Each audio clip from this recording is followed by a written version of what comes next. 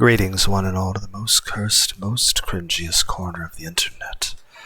A YouTube channel content creator actively alienating everyone in both the analog and digital world. Well, welcome and good evening, wonderful dice of all alignments. I am Lunar D8. This is Let's Play Higurashi When They Cry Kai.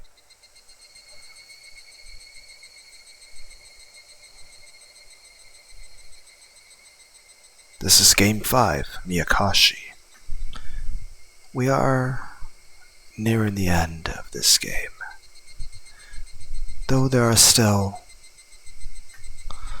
technically 5 more games available that continue this same story. I want either a new Higurashi game or a new entirely original game made by the developers of this game. Possibly even more anime. And while I've said it many times, I'm quite a fan of the music that they have made. I like the soundtrack. Let's resume the game, shall we? Then what about my revenge? Did I kill all the wrong people? People who had nothing to do with Satoshi-kun's disappearance at all? That's good, Shion. You're still trying to turn the tables on me, huh, sis? Please, believe me. I'm not your enemy. I really am not. Please believe me, sis. Shion begged me with tears in her eyes. That would have affected me if I was still Shion's sister, but I don't feel anything anymore because I'm a demon. I'll be done once I kill Shion. I've already decided that. If I don't finish it up, what would my existence be for? What about the life I devoted to revenge for Satoshi-kun? How dare she tell me it's all this nonsense to confuse me at the very end? If what she said was truth, then what I'd done wasn't revenge. It was just the curse of the 5th year. Shion, if you are truly innocent, you can go to heaven. Apologize to Satoshi-kun for me. A bluish-white spark lit up the darkness, and Shion disappeared into the well. Please apologize to Satoshi-kun in heaven. I can't, since I won't be going there. Instead, I'm going deep into hell. Jumping to this well would be too simple an atonement for what I've done. Until I find a perfect way to end my life, I'm going to live as best I can.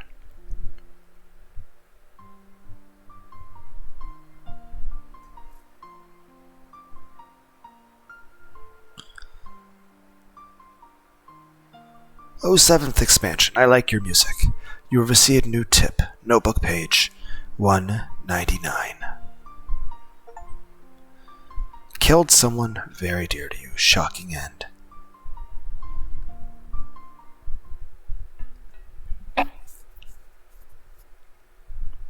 Shion Sonozaki's last confession is dubious.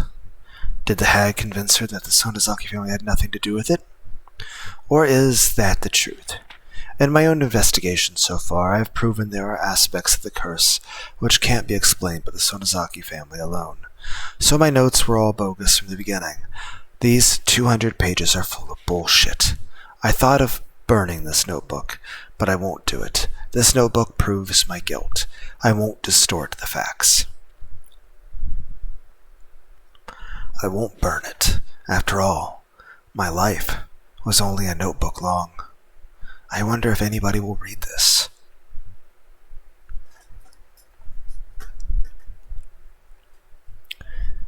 If anybody does, please, let them learn something from my stupidity. The series of mysterious deaths in Hinamizawa, dubbed Oyashiro-sama's curse. If you're reading this, please,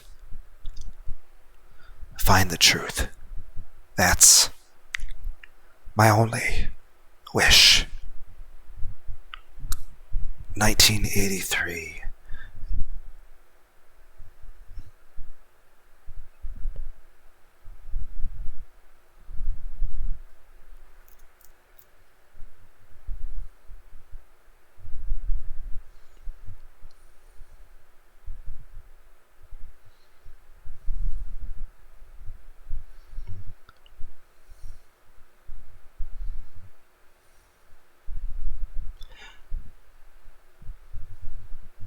But here's the thing. Doesn't the Watanagashi happen on the 20th of June?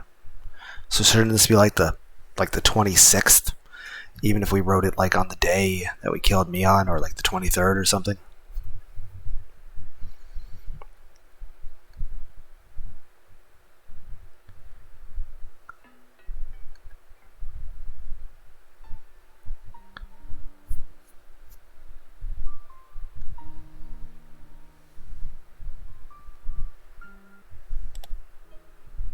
June 1983. There has been a series of... I didn't get to read that.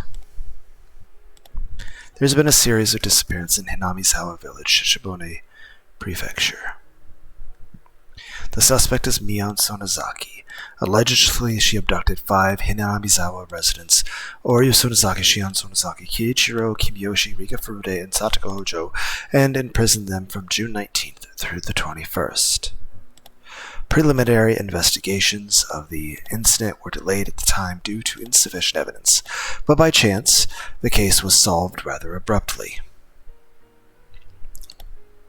On the morning of the 22nd, a vehicle patrolling the Sonozaki property heard screams from inside and rushed in as an emergency measure. They secured the suspect's missing younger sister, Shion Sonozaki, and her 2 missing classmates, Kiichi Mabara and Raina Ryugu. The suspect fled the scene. We found hair, pieces of skin, and blood of the 4 missing people, Oryu Sonozaki, Kaiichiro Kimiyoshi, Rika Furude, and Satoko Hojo, in the torture room that was discovered in the basement of the outbuilding of the Sonozaki family property. Supposedly that's where they were killed. We concluded that the victims were tortured in that torture room. However, their remains have still not been found. According to one of her imprisoned classmates' advice, the bodies should be somewhere in the basement of the outbuilding where the torture took place. However, nothing has been uncovered as of yet, including the escape route the suspect took. In addition, investigations continue regarding any possible connection to the series of mysterious deaths in recent years. But no evidence that Zion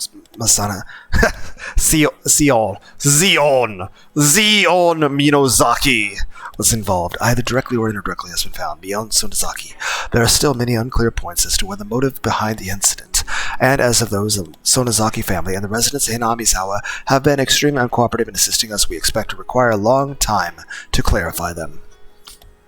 The opinion of a local officer knowledgeable about the region is that they may have been a lynching, an internal form of punishing sacrilegious acts carried out against the beliefs in Hinamizawa. It is clear that these incidents are particularly rooted in this region, and the prefectural police department has ordered a cautious investigation.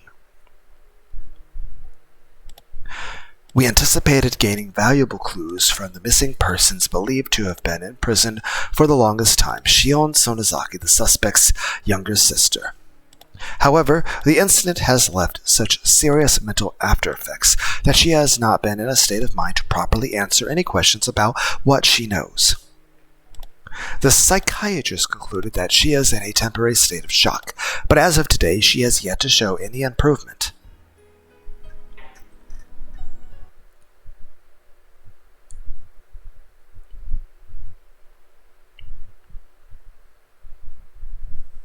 I was acting at first.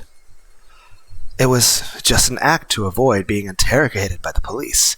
As it turns out, though, fake insanity can become real. You see, I couldn't bear it any longer. I continued to be haunted by the presence of that Rena Ryugu talked about. It was so close that it could almost touch my back. It wasn't Satoshi-kun, and it wasn't a hallucination. It had become Shion's ghost. Shion didn't go to heaven after all. She was always by my side instead. Shion didn't like the fact that I was still alive when she wasn't, so she had decided to haunt me until she witnessed my death. Every night she whispered to me, telling me to die. I get it. I get it. I shouted at the Shion at my back. Through my mouth, she shouted back at me. It must look odd to other people. They'd think I was arguing with myself. It's not fair. Why are you still living, sis? Die. Die. Die. Already. You said you'd die right after you killed me. I'm waiting. I'm waiting. It's so dark and cold in this well. It's cold. It hurts. It hurts. It hurts. I get it. I get it. Shut up. What exactly did you get, sis? You won't die in the way you want to. You're just running away. You're trying to survive. Even after you did all those horrible things, you'll never be forgiven. You're cursed. You're cursed. You're destined to die. Shut up, Shion. You're just a ghost, so shut up. Shut up. Sis. You lousy shit. Fuck off. It's not fair. It's not fair. You and I should always be together, even after death. So, Mion, I've come to take you with me. Mion.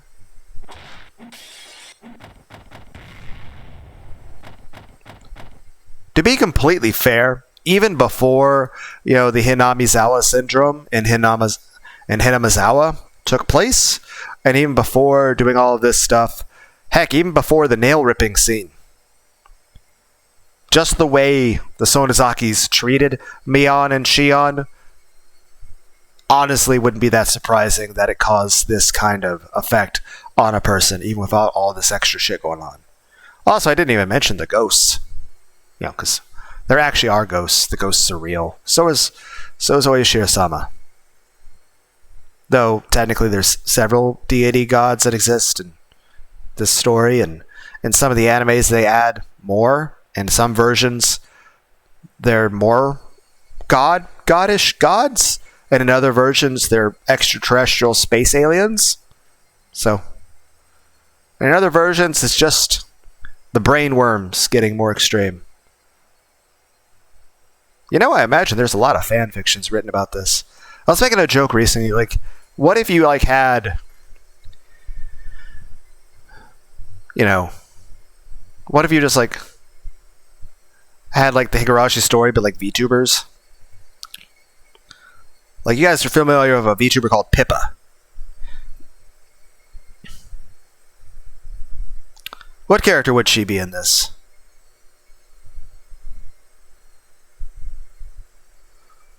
I wonder if. I wonder how many VTubers, let alone Pippa, have heard about this anime. And if they like it. Bang, bang, bang. Shion banged on the door. Bam, bam, bam, bam. That noise is too loud. It's cracking my ears and my head open. Shion's trying to break in. Ah, shit. Alright, Shion, I get it. The perfect way for me to die is to be cursed to death by you, isn't it? But I won't be going so easily. Ha ha ha. I won't simply disappear. It wouldn't be fair if your beloved was left alive after all. Ha ha ha ha. Hee hee hee hee. I went out to the balcony to avoid Shion, who was on the other side of the door.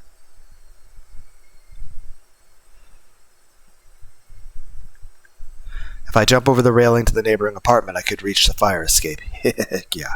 Eat shit, Shion. I leaned over the railing and jumped to the balcony to the next door. Then I rushed down the stairs, noiseless as a cat. Shion was too stupid to realize that I escaped. He-ki, kya, he-he-ki-ki-ki-he.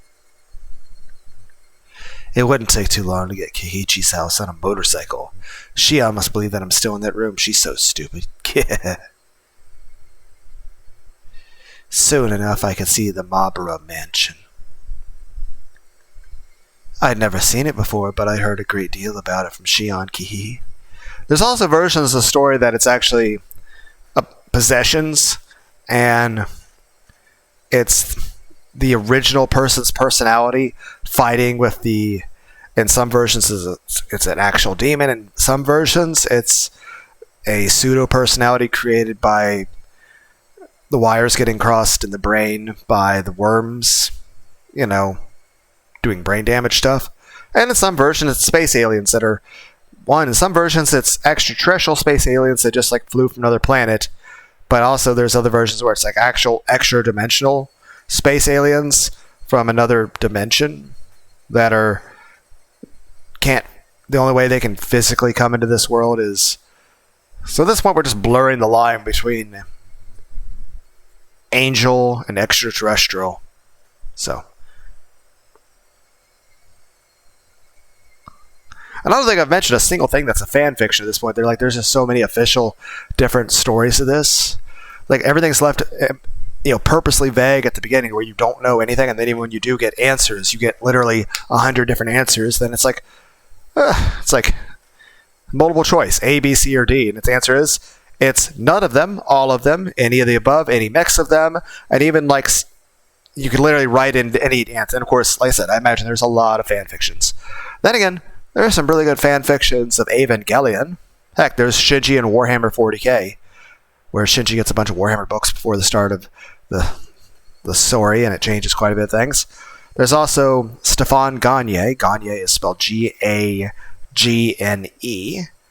He wrote some stuff about the Slayers anime, where he wrote Diverge, Virtual, Reflection, Rebirth, Chaos, which are extremely long, very well written, actual straight up novels based off the anime Slayers, which in itself was originally based off a bunch of light novels. Then again, so is Reincarnated Slime and Overlord. Like a lot of really great animes are actually based not off mangas, which of course there are many really great anime that are based off manga. But there's also a lot of really great anime that's based off of actual novels. Heck, technically Lord of the Rings would count as that. It started off as a book. Then of course, everything becomes one way or another. For example, there's a lot of anime that started as a light novel and became an anime. And then later on, they made a manga of it afterward. In the same regard, there's some things that actually literally started as an anime that had no manga or novel version of it. Then they made a manga next. And then after that, then they put it into a novel form. There's a lot of light novels. Like there's a lot of novels that start off as just novels. And then they'll get made into manga before they get made into a, anime, which way I think that would be the logical way, because technically light novel is just a story with some really cool art added here and there. Because like I said, most novels will still have pictures here and there to show you what the characters look like. But the manga can, fill in some gaps. You can get extra pictures. You could even add new scenes or background information. And of course, you have to keep in mind whatever you do with it. It usually has to be keeping in mind with, the spirit of this story. Like I've expressed before, I don't like the Flanderization of Goku. Flanderization is a term that like say Ned Flanders, how he was originally supposed to be a normal dude who just went to church, but they kept just playing with that attribute over and over till they made him one-dimensional. Same with Goku. They kept playing at the whole him being stupid thing and him being non-romantic, and it wound up creating these huge character flaws in him that also made him very one-dimensional, when none of those things should have existed. It's like Goku was never dumb. It was just, do you expect a guy who just been living in the woods to know fucking calculus? At the same regard, there's no reason why Goku wouldn't be romantic or loving or even super horny in terms of his wife or whoever he would date. It's just that the show was originally meant for Y7. We're supposed to be you're not supposed to have sexual stuff in it. Plus, Akira Toriyama didn't want his show to be about. He didn't want Dragon Ball to be about. He didn't want his story to be about, sex and all that. He wanted to focus on action with a little bit of comedy. So it was mainly just an issue of staying in the genre. It's kind of like saying this. Just because you don't see something in the world of it's called object permanence, I would say. Where if you don't see something, it must not exist, right? Now, of course, we're not saying, oh, you believe in something without evidence. No, it's more like, it's not saying memory of a goldfish sort of thing either. To where oh, you forget that it was there. It's more so just because something isn't established in the world doesn't mean it's not there. Either, one, some things are left out of stories to make it not so convoluted. Basically, a lot of movies and stuff are meant to be very efficient, very expeditious. It's a streamlined experience. In fact, that's the main reason some people dislike things like filler, because they feel it just adds a lot of bloat and can sometimes make the story overly long or confusing. Sometimes it's just hey, there's this extra information, but you decide, well, I don't want the movie to be 5 hours long. There's lots of movies where they have cut content, where it's not even cut because it's anything wrong with it. It's just because they don't want the movie to be too long, or because they feel it takes away. It's not that it distracts. It makes it too unorganized. They're trying to tell a coherent story.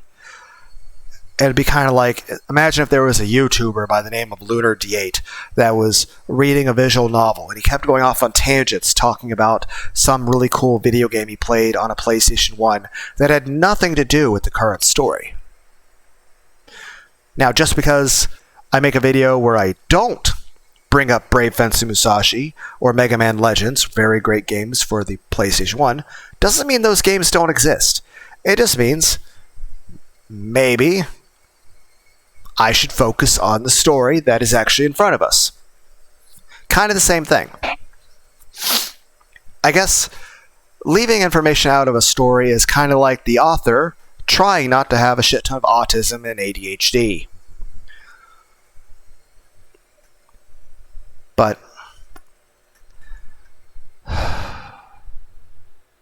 main point being is this. A lot of it's also genre. A lot of it's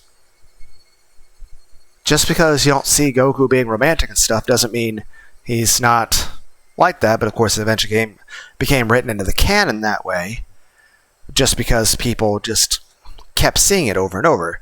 Then again, it's kind of that one thing a lot of times that if you could pay every news outlet to repeat the same lie over and over and over again, it would just become the truth. Heck, if something's repeated by society over and over, it'll just be accepted as the truth. Same way, if somebody is told something over and over again, whether it's a positive thing, whether it's a bad thing, whether it's something you tell other people or other people tell you, or even something a person tells himself or something you tell yourself, if there's a thought or a way of viewing the world that you repeat over and over in your head again, well, that's how you'll feel. That's how you'll think. Now, of course, I'm not saying how you think or feel stuff affects reality, but what I am saying is what you think does affect how you feel, and it affects how you view the world and how you go about life. So, and in the same regard, if you keep saying something over and over, like with Goku being dumb, well, it'll eventually just start getting accepted, and the people who continue writing the story, especially after Toriyama's passing, will write him more and more to fall in line with that. But in actuality, the main thing was this. That stuff was simply omitted because that's not what the story's about.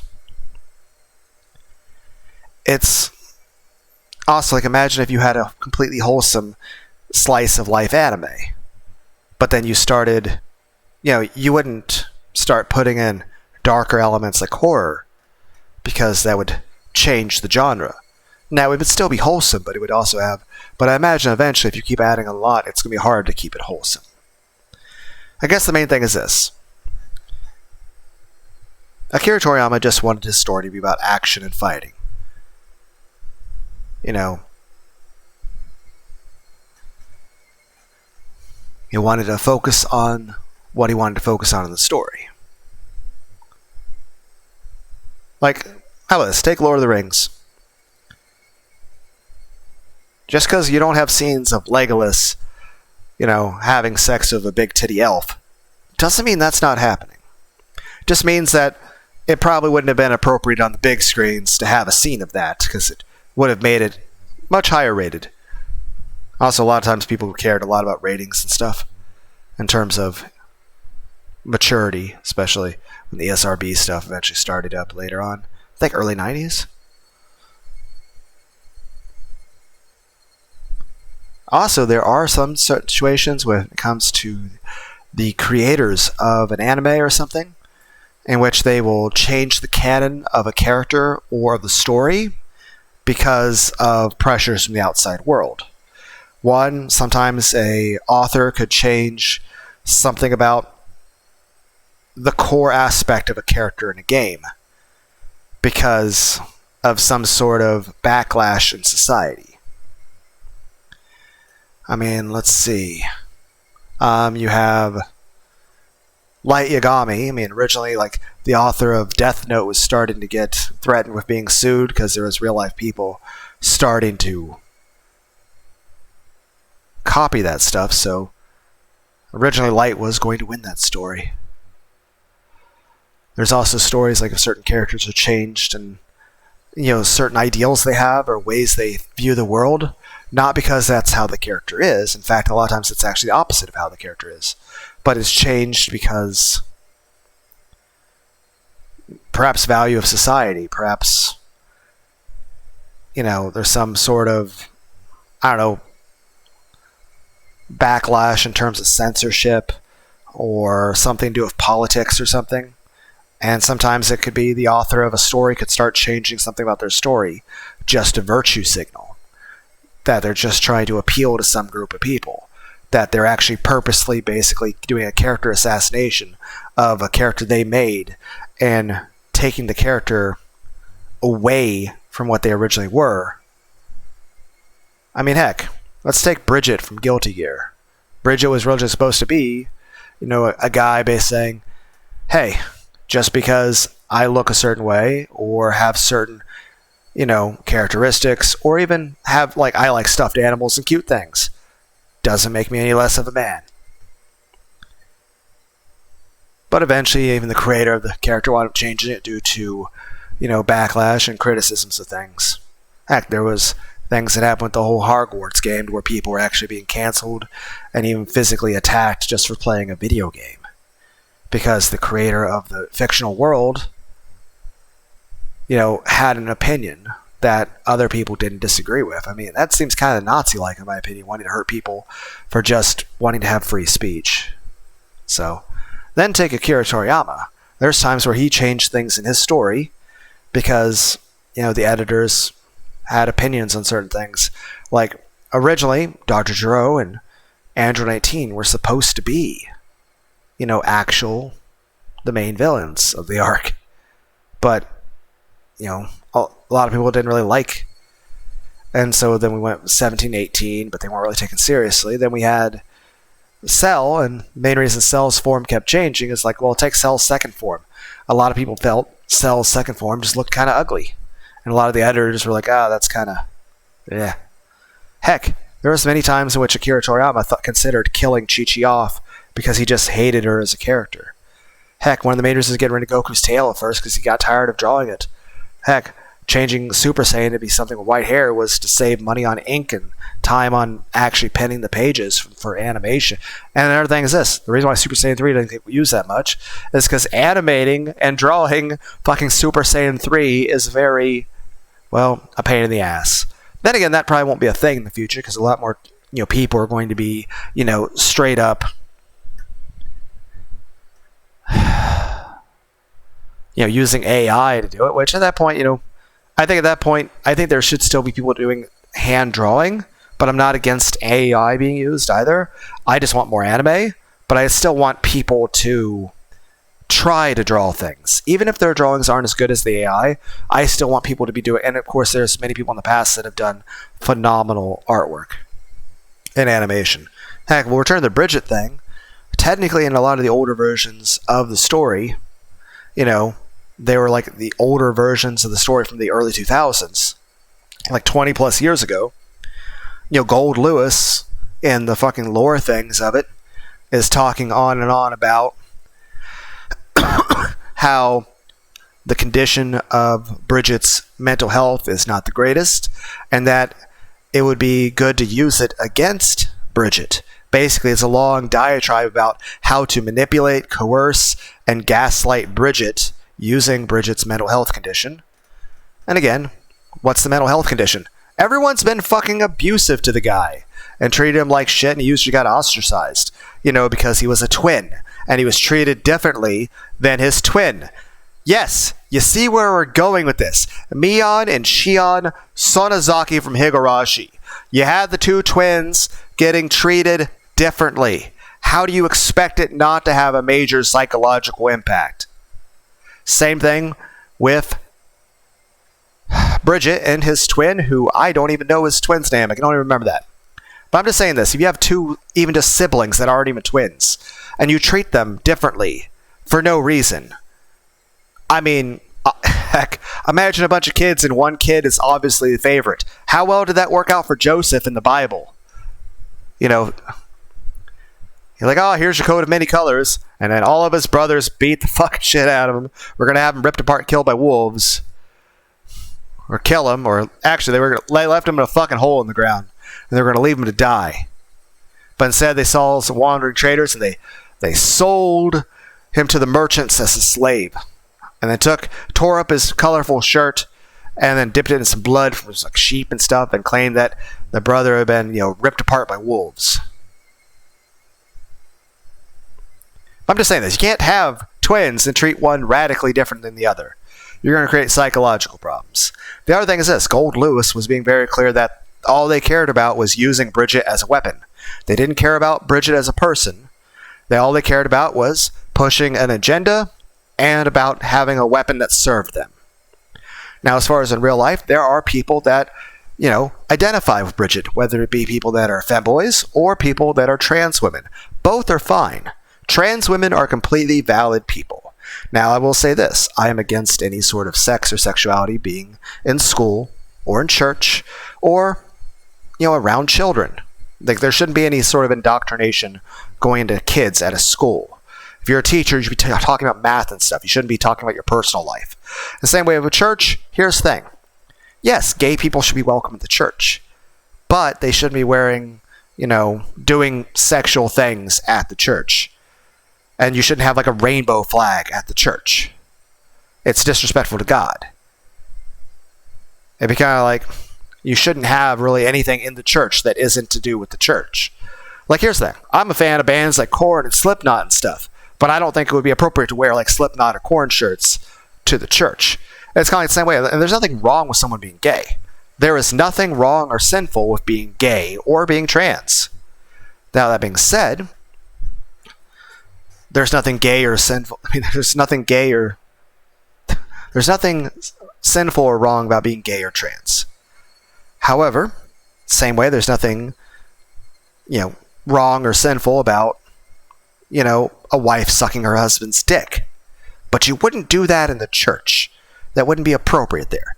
So the act of like a woman sucking her husband's dick, there's nothing wrong with that. But you wouldn't do that at the church. Nor would you do that in public. Same way like that. The whole gay pride parades, those are really great. Those are good things. I fully support that. But I don't think that you should have, like BDSM stuff going on in public. I don't think you should have people being naked or doing sexual acts in public or in front of kids.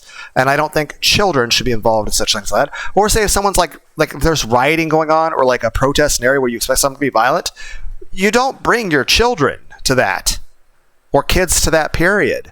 That's child endangerment at that point. Heck, as far as I'm concerned, anybody that's 12 years old or younger shouldn't even know what sex is. And as far as I'm concerned, anybody that would do anything sexual with a 12-year-old or younger deserves the death penalty. Now, as far as schools teaching sex ed, I would say, 13 years old. You start actually teaching sex ed, maybe do try to focus a bit on abstinence and knowledge about STDs and stuff like that. Though you shouldn't be going into detail about like sex acts. Like you shouldn't be talking about like butt plugs or dildos and shit like that. Or how to do any sort of sexual act. It should just be, hey, this is normal physical biology. You have penis, you have a vagina. Sex makes babies. You should avoid having sex till you're older. STDs exist. Here's graphic pictures of horrible things from like syphilis and gonorrhea and stuff. And then I should have got a drink. Get some carbonated water in the fridge. I need more Pepsi. I keep running out of Pepsi. But you shouldn't be like showing sexual acts or talking about that, or and even then, you shouldn't be like, heterosexual should be the default at that point. And in general, it should be the default. Now, there's nothing wrong with someone choosing to be gay, but there's really no reason to bring it up at that point. Now, that being said, for the most part, school shouldn't be about that. It should just be like, yeah, you mentioned the kids, like, hey, it's like going through these changes. Here's how your biology works. Here's knowledge of like, hey, don't have sex without a condom. You should also try to be abstinent. Here's knowledge about diseases. But you shouldn't be talking like sex acts or sexuality stuff. And also, parents should be the main ones talking to their children about that sort of stuff. Now, beyond that, as far as ages for people to do actual or have ideology of certain sexual things, I would say a person should not be having sex or getting married until like the age of 16. Now, of course, obviously, you should wait till you're a little older. But I would say the cutoff should be people should not be having sex until they're 16. After all, most American states, the age of consent is 16 years old. So, but in general, I would say it'd be best to wait till you're a little older than that. I feel that's too young to actually be having sex with people. But I would say that would be the bare minimum age, before someone would actually engage in, physical intimacy with anybody, or even get married or start having kids. Now, I would say age 15, which is a year younger than that, would be the youngest age that anyone should be deciding if they're gay or not, or bisexual. I would say age 17 is the youngest anybody should be when they're deciding if they're like trans or something. And I would then say age 19 should be the youngest anyone should start taking hormones or anything. Now, of course, there could always be exceptions to any kind of rule there, but we're not trying to talk about the 1% of a 1% sort of group. We're talking about overall the way society functions, as, described by an otaku who probably should touch grass more. But, main point being, of course, there would be some people that might need hormone injections because of something like, say, your liver is having problems. I mean, that's how diabetes is, isn't it? Insulin problems. Technically, that's classified as a hormone, isn't it? I mean, technically, there's different chemicals in the body that influence things. Like there's, testosterone, progesterone, androgens, estrogen, and of course, other things like, say, oxytocin, dopamine, serotonin, adrenaline, epinephrine, adenosine.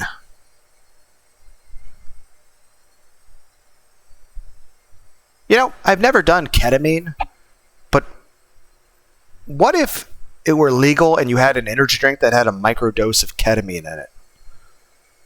What effect would that have on a person? What if you had like microdoses of THC in an energy drink? Or psilocybin, or DMT, or ayahuasca?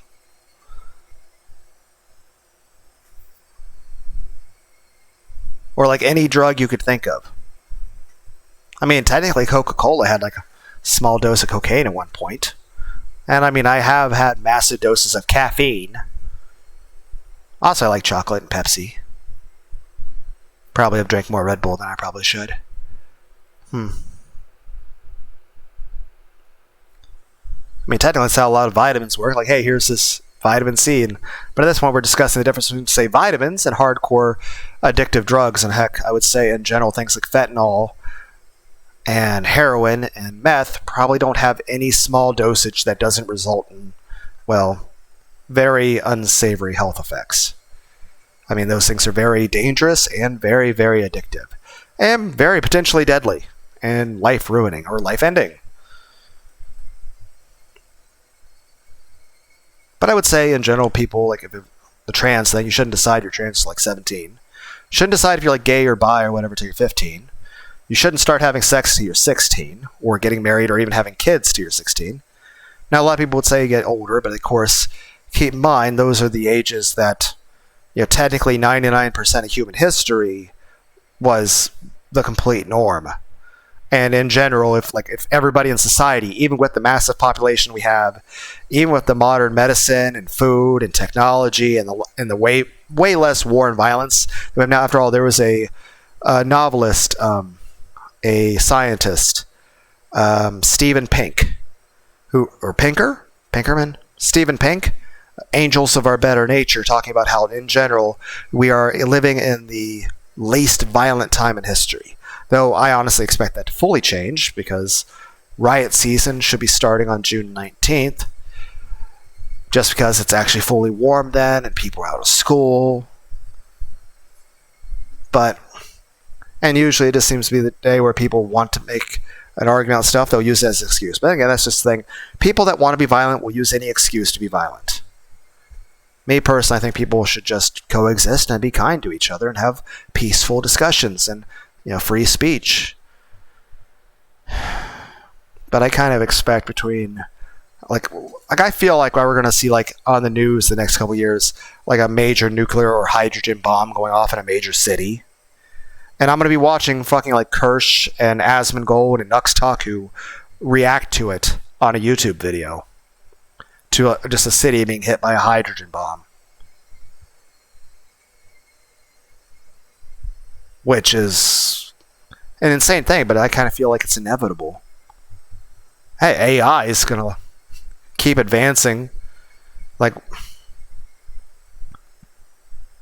So that's, on the one hand, I think AI is a good thing, but at the same time, it's definitely a bit fascinating when you think about all the different potentials, both good and bad. But at this point, I feel it's already past that threshold of doing anything about it. And a lot of people are just more so accelerating it. But I feel like no matter what, it's another thing that's inevitable. But I just kind of feel like society is on the verge of breaking down anyway, and things are about to become violent. So, all the more reason for Second Amendment. People would be able to defend themselves. And again, obviously those things shouldn't be taken lightly, but again, I feel guns are a useful thing for self-defense, but it should always be for defense. It shouldn't be something used to provoke or intimidate people. The best way to avoid getting hurt in a fight is to just not get in a fight at all.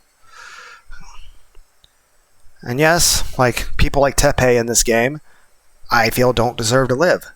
But I also feel like the threshold of deciding to kill somebody is a very, tumultuous line, and it really should be avoided, crossed. It should be the absolute last, course of action you would ever consider taking. And yet you have people now you're writing articles saying, well, when should we start killing Trump supporters? When should we start killing conservatives? And I'm like, that sounds literally psychotic and violent. That sounds like something that literally the Nazi Party of Germany would be saying. That, hey, when do we start violently rounding up and killing this other group of people for having a difference of opinion? It's absolutely insane. Now, beyond that, when it comes back to the trans thing, like I said, I see nothing wrong with people being trans. I see nothing morally wrong with it, and I see nothing sinful about it. But I do think that it's a decision a person shouldn't make until they're 17, and that it shouldn't be something that's influenced or being pushed on them. And I think that there are some people that have other things going on in life other than just that. And of course, everyone has something else going on in life. But I'm just saying, it's kind of like if you take a group of every Japanese person in the world. Yes, they're Japanese people, especially the people that grew up in Japan. They have the actual ethnicity of being Japanese as well as the cultural upbringing of living in Japan. They'll have many similar roots, but they're certainly very, very different people as individuals, as well as their reasons for pursuing the type of life they do. So, same thing. Any group of people is going to have not only extreme outliers, but even the people that are the moderate group are going to have very, very different, they're just very different people, very different personalities, very different reasons and very different motives in life. Not everybody's the same, even if they're from the same group. And when it comes to trans people, I would say in general, I'm against the idea of people doing bottom surgery stuff. But again, if adults make that decision, that's for adults to make. I would say, though, the age for that stuff should be 26. I would say if you're going to cut off or remove things to your body, for especially something for an aesthetic sort of reason like that, or even for a reason that's, and again, people have different reasons but some have mental illness, some don't. But I'm just saying, should definitely wait till you're 26 on that. And in general, I would advise against, chopping off body parts. I feel that's a bad idea. Then again, it's kind of like the idea, the main concern is that you shouldn't have kids doing that kind of stuff, let alone having that stuff pushed on them. And heck, even if you had a situation where there's a kid, say tattoos. Children shouldn't be getting tattoos. Now, even if the child wants a tattoo and the parents also want them to get a tattoo, they still shouldn't get a tattoo. And especially if the child doesn't want a tattoo and the parents want to force the child to get a tattoo, especially not. But here's the thing. If, say, someone's a fucking 6-year-old and they want a tattoo and the parents want them to get a tattoo as well, especially a full-size back tattoo, well, that's a bad idea. I don't think it should be allowed. Yes, I'm making a reference to Mion Sonozaki in the game, who was given a full-size demon tattoo on her back at the age of 6 years old to differentiate her from her sister. But the same thing with the trans thing. There's some people that are starting to do, even when they're entering puberty, puberty blockers and stuff like that. I don't think that's right. I don't think that should be a thing. Now, on the one hand, I don't really want to impose too much on other people in society. But at the same time, there are certain lines that shouldn't be crossed. Obviously, I support the concept of bodily autonomy. But, abortions, in general, should be allowed. But there should definitely be some concerns in society if somebody's on their 20th one. Or, but at the end of the day, my biggest thing in that is people should have a discussion about it. People should be able to have civilized, calm, respectful discussions. In the same regard, you shouldn't have, 9-year-olds being forced into marriage as an arranged marriage against their will. A 9-year-old shouldn't be getting married or any. And like I said, again, anybody that does anything sexual, a 12-year-old or younger, should get the death penalty.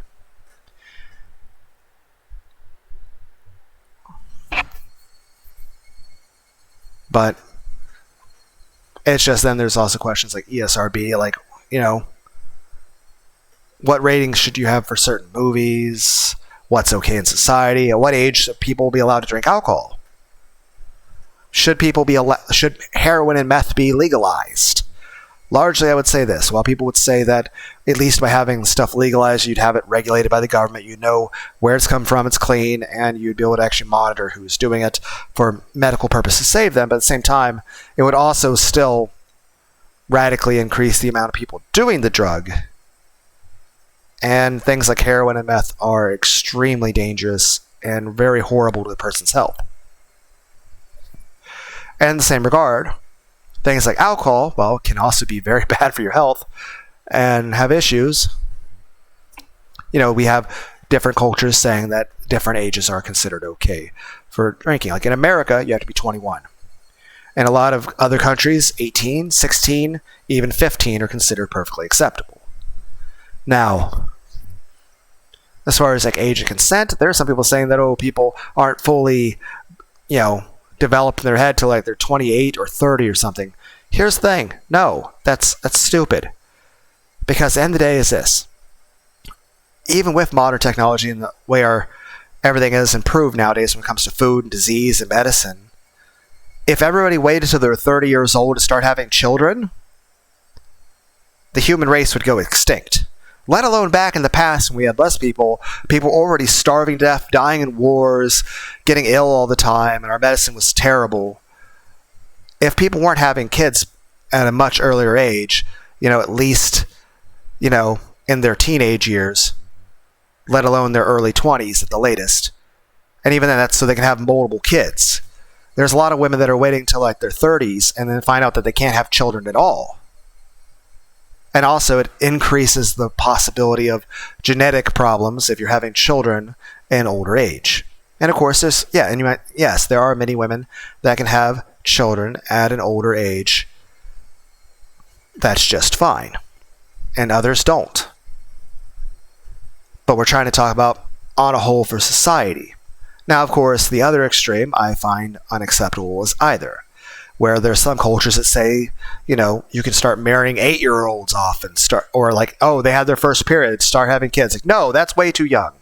That's no. That person's just a little kid. That's gross, that's disgusting, and that's horrible. So the question is where do you draw the line?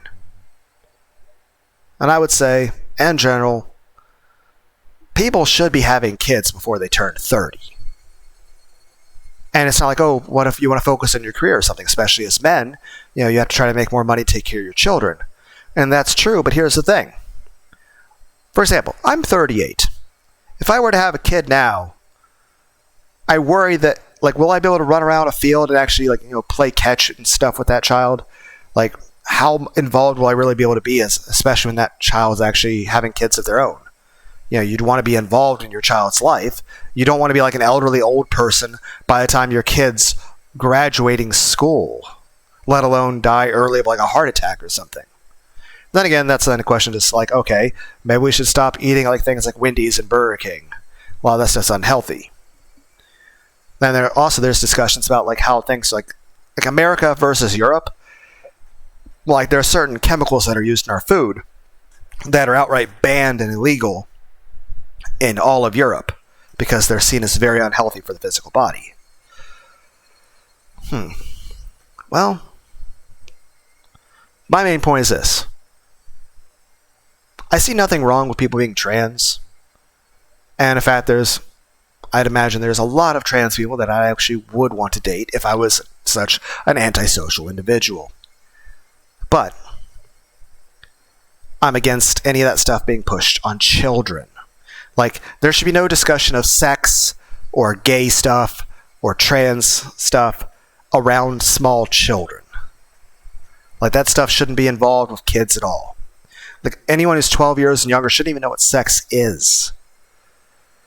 And in the day, a person shouldn't be like, and they'll at least understand what stuff is by the time they're 13, with school and stuff, but they still shouldn't be doing it. And even at the age of 15, a person shouldn't be having sex. But at that age, they can at least make a decision, decide on how they feel about things, and decide if they think they're gay or not, or bi. And of course, you can still change your mind as you get older. You can be a straight person who decides you're bi, or even might have been gay and not really understood that, or you can decide you're a gay person outright, and when you get older, decide, you know what, maybe I'm not. Heck, there's a lot of tomboys out there who are just perfectly just run-of-the-mill, 90 percentile, woman who just happens to be, I like basketball, I like sports, I like doing tomboy stuff. I mean, there's lots of tomboys that are perfectly feminine and are 100%, identify as a woman and see themselves that way, and are perfectly just not trans. Just because you're a tomboy doesn't mean you're a trans male. It just means you feel the same way. Just because you're a femboy doesn't mean you're like a trans woman or something. Now again, there are some people that are trans women. There are some people that are just guys that are completely into the traditional masculine stuff like Arnold Schwarzenegger, Hulk Hogan. And then there's guys who are like more like, say, Astolfo. And of course, there's various spectrums to that. Each person's individual, how they are about it. But at the end of the day, a lot of people care too much about fucking labels. At the end of the day, people are who they are. And the day people tend to put labels on themselves or others just out of ease of just making it easier to understand the world around them. It's just semantics, it's just discussion. Now, I don't really like political correctness. Like, people should be allowed to use certain words. Like, you shouldn't have to, like, avoid certain words because you'd be, like, canceled or worried about, like, some discussion, like, oh, you used the bad word. But at the same time, there should be certain words that are avoided, but it's what it comes down to is this: intention. Simply put, is this: if you're saying a word, the question is, what is your intention behind the word? Are you being hateful? There's people out there that feel saying perfectly innocuous things are hateful. I mean, heck, there's people out there that would say giving someone a hug is terrible and horrible. But at the same time, personal boundaries, too. So there's people out there that would say just because a girl plays with G.I. Joes, oh, she must be a guy. Same way with a guy. You know, a guy can like cutesy things. A guy can like stuffed animals and not even be feminine at all. Heck, a man could be feminine and certain things. Doesn't mean he's a woman. But of course, there are some people that decide that they are that way, and that's fine. That's perfectly fine. As long as it's their decision, and it's a decision they make as an adult. And even then, there are concerns about when it comes to things like doing permanent changes to a person's body. And even then, there are also concerns about the fact this: science has its limitations. One, there are certain things that science can't do. And two, even if science had no limitations, then the question is, there's certain things that science shouldn't do, like resurrect the dinosaurs or human cloning. Like, those are things we probably shouldn't be doing. You shouldn't have human clones or giant dinosaurs. I'm on the fence about Gundams. I'm on the fence if we should have giant robot orbital frame robots like Zone of the Enders, the Second Runner, like have giant mobile suits. But then again, the only reason for such a thing would literally be for war, and that'd be a lot of people dying. But I do like giant robots, like Gundams, and, you know, like orbital frames from, like, you know, Zone of Enders, like Jehuti and Anubis. Like, it just looks really cool. So I like the aesthetics. I like you ever see, like, the model Gundams? Like, in all the little robot pieces, and it moves around, and it's... Or, like, heck, you ever see, like, really cool cars? Like, I'm never going to own, like, a really fancy car because I'm poor as fuck. I'm not rich. But there's, like, lots of really cool cars I've seen, like, racing games. That, and again, even if I owned those cars, like, even if I was rich, I'm not going to drive a Ferrari, like, 200 miles down the road. But they look really cool. And I like driving cars recklessly in video games. Like, there's a lot of really cool, like, Porsches, Mercedes that look really awesome. But one, those would be so expensive. But even then, if I had them, I'd be, like, driving them so carefully. One, because I wouldn't want them to get destroyed. And two, I don't want to get hurt or hurt somebody else. Like, oh, what was happening? Well, I was driving like GTI and I run someone over on the sidewalk. No, that'd be horrible. Someone's dead now. That's bad. But it's really fun to drive that way in video games. I think it's really nice to be able to drive that way in a video game. To be able to cut loose and, like, okay, I'm going to drive as fast as possible, run every red light, and be, like, shooting rocket launchers at the cop cars. Would I want to hurt a cop in real life? No. Is it fun to just fuck around in a video game? Yes. Heck, originally Grand Theft Auto started because of a glitch. Originally it was supposed to just be a racing game. You just, like, steal a random car off the street and you just start racing with it. But a glitch made the police more aggressive. Because originally the police were just supposed to be decoration. They were just supposed to be background noise. Instead, a glitch with the programming made them too aggressive. And they were like, oh shit, we fucked up. And originally the programmers were like, oh crap, everyone's going to hate our game. They're going to find it miserable because they can't focus, because they can't do the racing. And, you know, because they keep crashing. There are people who are going to hate our games and it's not going to sell and everyone's going to hate us. Instead, something unexpected happened. They noticed that the human players also behaved differently. That the human players forgot about the race entirely. And they instead made their objective to just drive around and fuck with the cops. They were having fun fucking with the cops. And they forgot about the race. But they also noticed these people were happier than they were when they were just doing the race. They were more engaged with it. They were like, oh my god, people like doing this? It'd be kind of like if you made imagine if you made a poll and it had like A, B, C, and D, and then a fifth option where you write in an option. And the poll is this. You're trying to gauge what kind of programming, you want, people to watch. Like whether it's a TV show or movies or books or anime or even video games. Like imagine if like Sony released a poll and there were 4 options saying, hey, you can write, there's A, B, C, and D, which are already there. And then, of course, there's an E, which is something you have to write in. And it's like, hey, what do you want in your video game? Do you want story? Do you want good game mechanics? Do you want great visuals or great music? And then you have like the 5th option where you write something in. E would literally just be racist lunatics. That's it. And everyone's like, and it's not even that the people would be writing it that, and it's like, that not only is that not an option, but it would be the majority answer that everyone would give.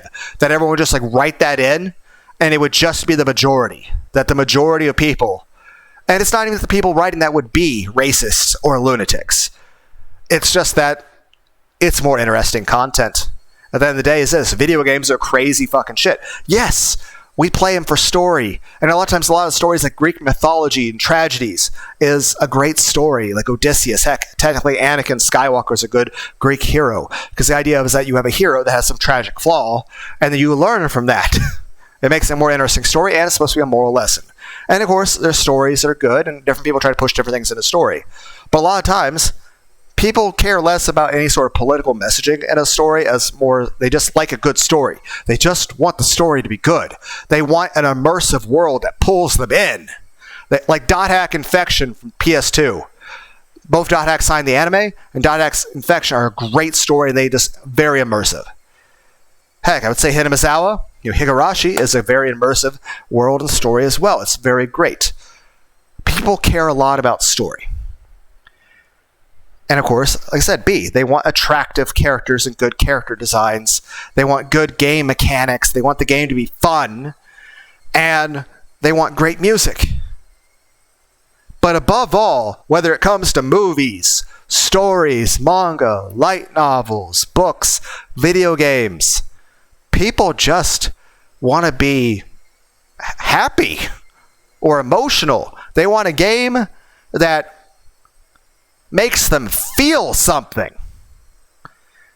And I'm not even saying necessarily what that something is. It's because it's anything. People don't play a video game to be bored. They don't want to be like, oh, what's this game? It's Advanced Calculus 101. I mean, yes, it's good stuff and it could be interesting, but at the end of the day is this. People play a video game for excitement.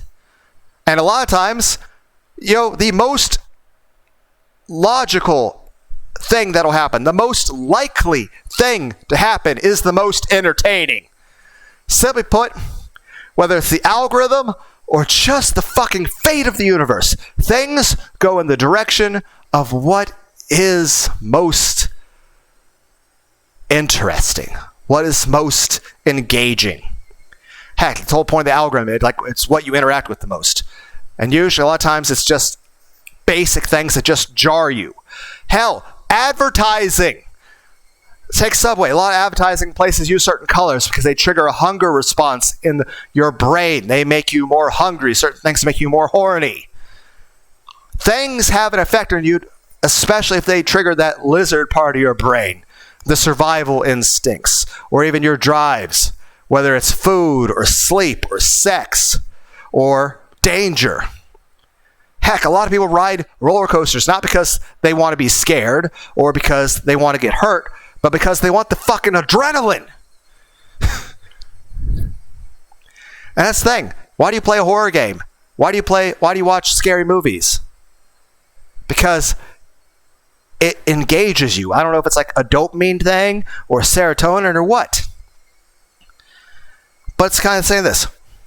Whether it's a good story. Why is it a good story? Because it's exciting to you. Why are the characters good?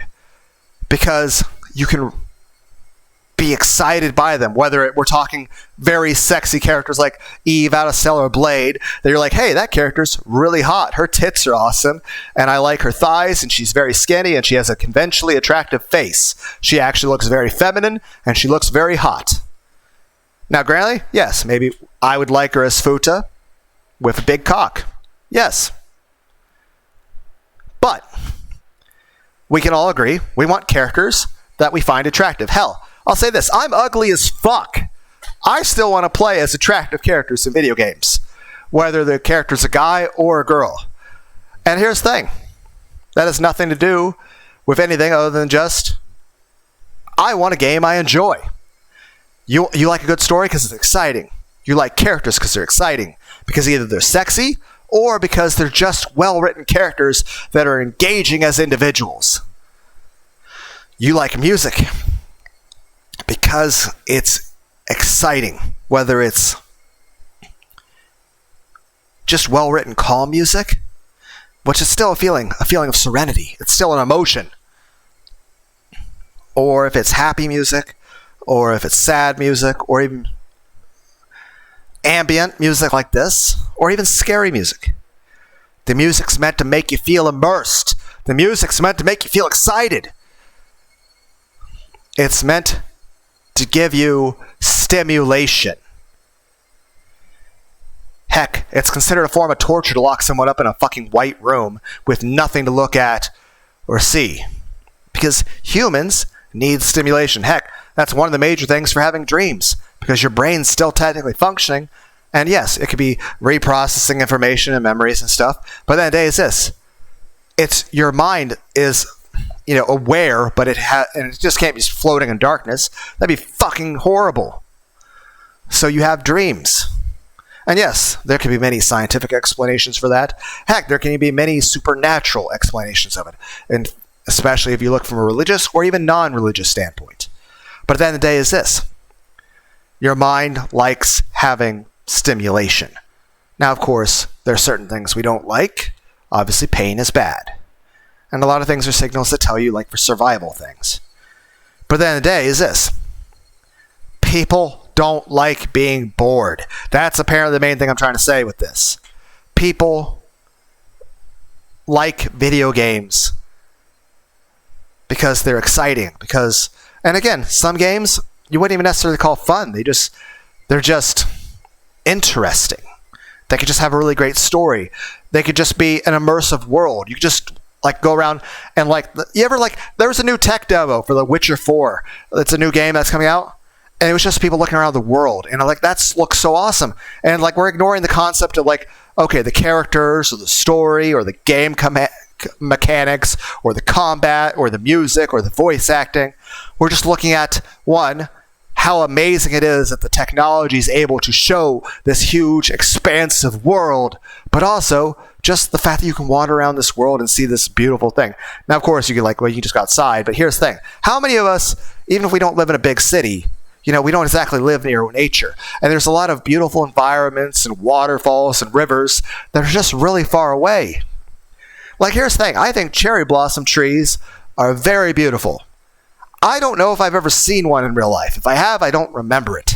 Okay? Just because they're not naturally existing here. Also, certain things are nice to enjoy the scenery of, but the actual environment would be fucking horrible. For example, there's a lot of games where you're going around a giant, mountain, and there's ice everywhere, and snow, and it looks so beautiful.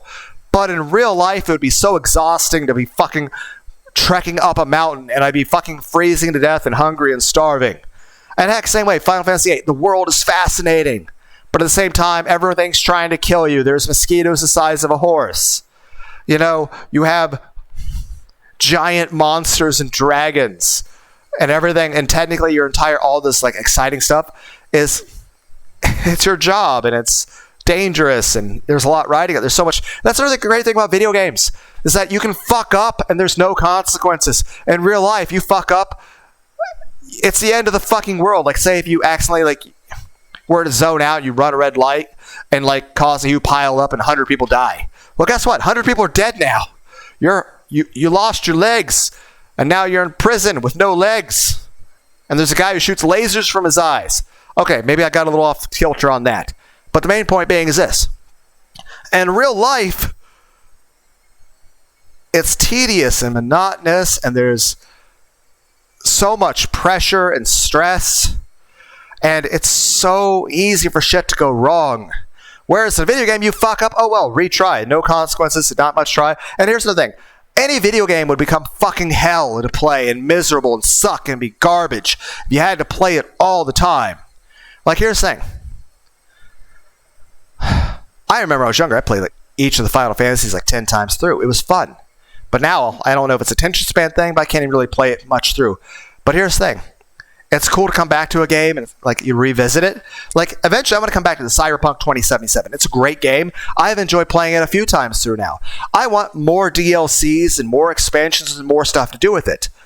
But I'll tell you this. I would find it incredibly boring to be playing it every day for all time because it's just the same thing. At least with video games, you can also just change from game to game to game to game. The other thing is this. Take Fallout. Fallout's a great video game. But you wouldn't want to play the same Fallout game all the time. And you'd want to try some mods and some new story and some DLCs. And also, especially if there's different story routes, you want to play... Imagine if you just went Paragon every fucking time in Mass Effect. A lot of times, most gamers want to explore every possible story choice. Heck, there was a old Flash game. It doesn't exist anymore. But it operated on this concept in terms that video gamers take that for granted. The idea that you can just make every choice. That choice isn't permanent there. Because here's the thing. It's called like execution or something like that. I can't remember. It doesn't exist anymore. If you try to find it, you can't find it. You can't even find archived footage of it. It's all gone. But what it is that it's very low quality, but there's a guy against a wall. And it's like a stick figure sort of character. And you have a reticle, as if you're looking down the scope of a gun. And you're the person working at this, air quotes, prison establishment. It is your job to execute the condemned. There are no menus. There is no pause. Nothing. You start the game and you're immediately there. There is no pause, there is no menu, there is no other things to interact with. It's literally just a guy against wall. You're looking at him down through the scope. You can move the scope, and you can click to shoot.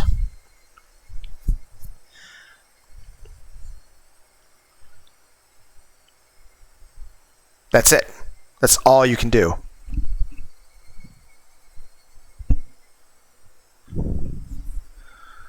Now, I'll do a little bit of a spoiler here, guys. There's only one way to actually win this game. And that's to turn it off. Just quit. Basically, just refuse to do the action asked of you. Think the Milgram experiments from the fucking 60s and 70s. But the idea is this. That's how you win. By just turning the game off. That's how you win. You just exit the game. And like I said, there's no menu or anything. You just have to just click on the program itself and close it out. There's no pause menu where you select quit game. You just have to turn it off.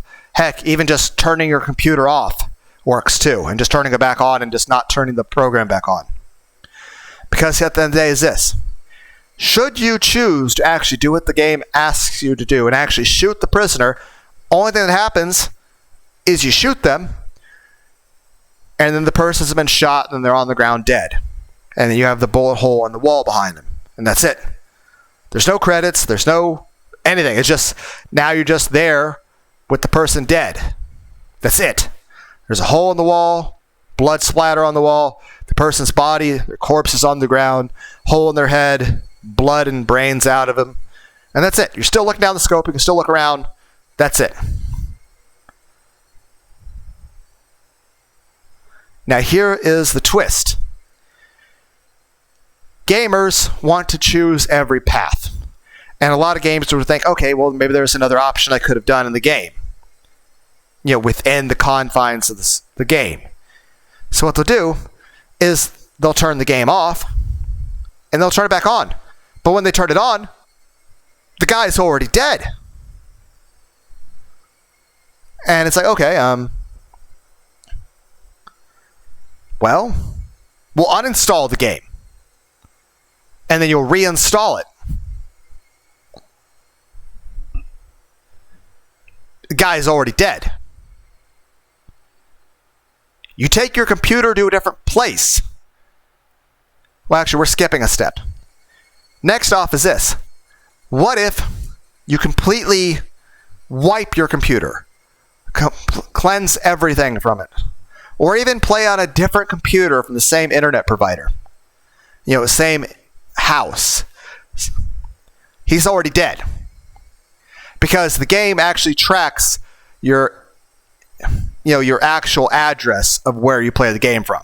So even if it's another computer in that same building, any computer that logs on to that area from that same building, it still registers you as the person that first played the game. Also, if you take your computer after wiping it and play it from a different place, even in another state or another country, you turn it on, the person's already dead. Because at the end of the day, the game basically talks wirelessly via the internet to all other versions of the game. It tracks your actual ISP, the locations of every place that downloads the game and where it goes to. So every computer that's ever accessed it, even if all the information off that computer has been wiped, that computer is registered. Technically, this would be considered a bit of a malware thing and an invasion of privacy. But, the game basically, when you're accessing it via the internet, it's actually accessing, okay, where is your physical location and what is the actual identity of your computer? So at that point in the future, even if that computer is completely wiped, if it tries to access that game, re-download it from somewhere else, even just completely re-download it, it's still registering that's the same computer that's already shot the dude. Same way with another computer in that building. Even if it's a different room of the building, even if it's a different internet provider, it registers what building it was, even the physical location. You could literally tear down the fucking building that the original computer was in. Build a whole new fucking building with a whole new computer, re-download it. You could even be a completely different person. It still tracks. It tracks your computer, it tracks you as a person, and it tracks the physical location that you played it in. Obviously, yes, a bit much, but the main point is it's driving home one key factor. Permanence of choice. That a lot of times video games, you can choose multiple endings. You can play it over and over again. If you don't like a result, you can just push the reset button. Load a different save. Real life isn't like that. Real life, you can't just be like, you run down some person on the side of a sidewalk, and then, oh, by the way, reset. Like, I don't like that turned out. Like, no, you can't just snap your fingers and undo that. Now, granted, if you could, that probably wouldn't be a bad thing. Obviously, it'd be nice if you could, but that's not how reality works. Forget why we even got on this discussion. Alright, why video games are interesting. Basically, people can have excitement about it. Like, you can play things in video games like a zombie, a fucking apocalypse, like Resident Evil. That's great. It's cool to have that exciting adventure. But you don't want the real world to be that. Same way, Fallout. It's a fun, exciting video game. But actually shooting people in real life, probably not something that 99% of the people that have fun doing it in a video game would enjoy in real life. There are exceptions, let's say 1%. But same thing. It's fun to play a video game where you're going around in an irradiated world fighting monsters and deranged lunatics. But to actually live in a fucking irradiated world would fucking suck. You'd be sick all the time. All the food is shitty and terrible. Every day is a struggle to not die. You're wearing the same shitty clothes that you can't wash. There's no electricity. There's no video games. There's no anime. There's no air conditioning. It's hot. It's cold. It's miserable. Everyone's sick. You have like multiple different rashes. Everyone's got some STD. And society is this corrupt. Because here's the thing. In the world of video games, most of them are very corrupt. You know, for the people actually living there, very shitty. But for a person who doesn't have to actually suffer any physical pain, who has like infinite money and power, pretty cool. Though to be fair, if you live in the real world and you have infinite money and power like you're a billionaire, I imagine that makes life a lot easier. I'll say this, I would certainly like to have $1 million. Like, what would you do with $1 million, Lunar? Well, I would own a home, and I wouldn't be working in a factory. And I'd probably play more of my guitar, spend more time at the gym. I'd probably get better computer stuff, and I'd probably start doing let's plays like fucking Beat Saber or something.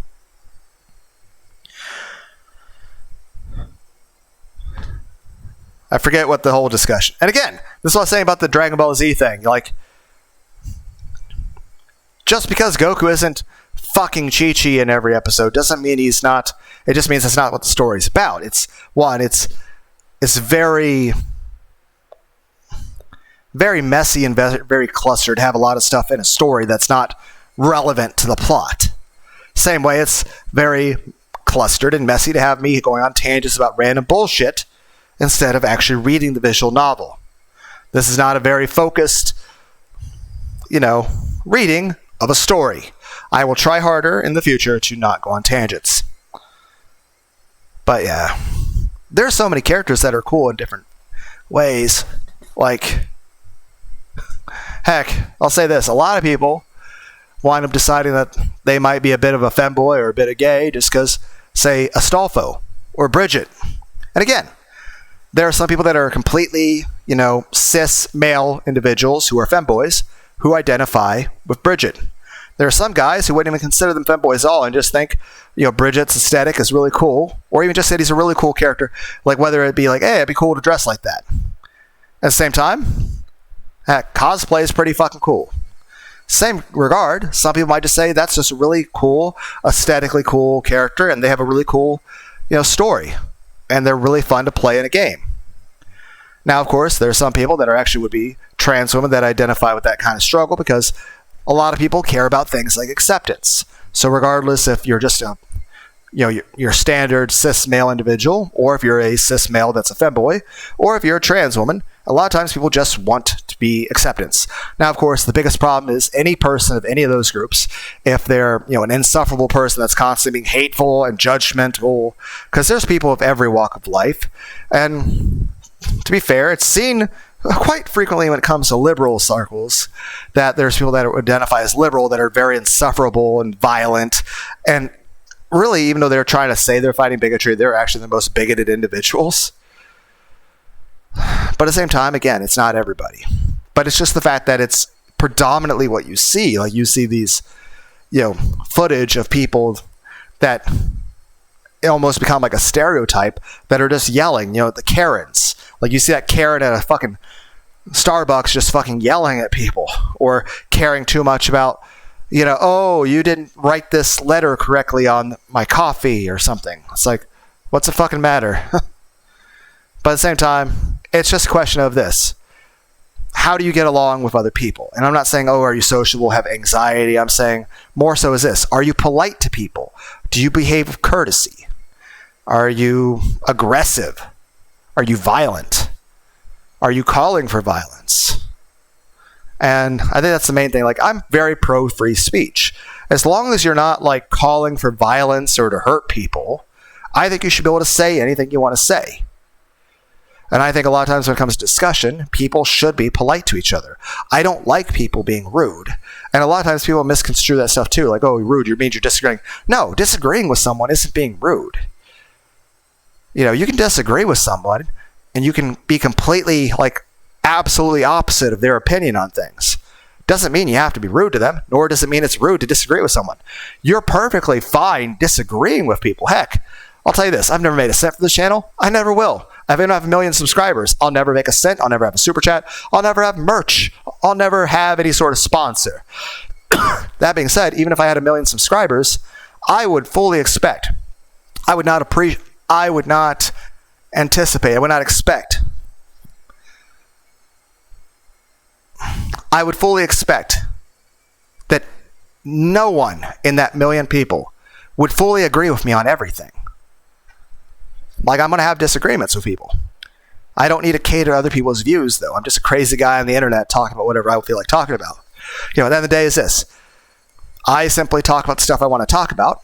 I do appreciate people hanging out with me, but at the end of the day is this. I'm just some tsundere otaku on the internet. Whoever wants to join the party and join me, you're welcome, as long as you're polite and civil. I mean, I welcome you guys, hang out. But at the end of the day is this. We're not going to agree on everything. But I think discussion is important. I think that's kind of the core principle of, like, America. Is just like freedom of speech. But I just think the idea of trying to push things on young people is wrong. Like, I'll say this. I fully support gay adults and trans adults. But there's no such thing as a gay child. There is no such thing as trans kids. Okay? At that point, it's simply just little kids being pressured into something by their school, their teachers, society, social media, peer pressure, their own parents at that point. And I'll tell you this, if you're a parent and you're pushing your child to be something or to do some sort of major thing to themselves, yeah, that's a mental illness, and that's not fair to the child.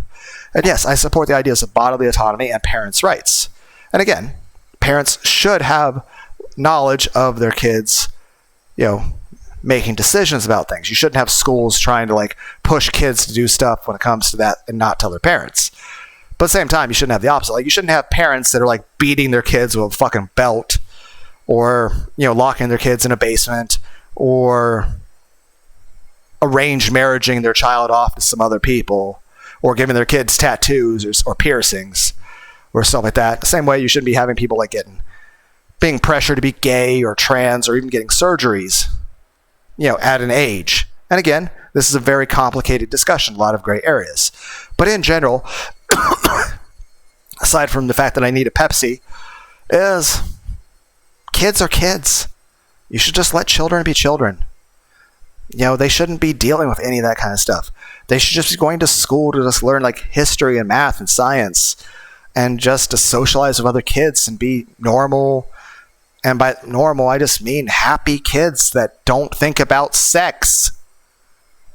At the end of the day, as far as what I'm saying with normal there, is this. A normal child is a child who doesn't even know what sex is. A normal child shouldn't be thinking about sex or anything to do with it, let alone what gender or, like, they shouldn't even know about that stuff. They should just, it's kind of like war. Like, yes, kids should learn about war and stuff, but at what age do you start showing them, like, pictures of, like, Holocaust survivors and actual, like, people that were blown apart by a fucking tank? Like, there's a certain age, like, kids should be kept innocent and away from things that are, too. In general, I don't think anyone that's, under 18 even really should be on YouTube or any kind of social media. Because at the end of the day is this. There's a lot of crazy shit out there.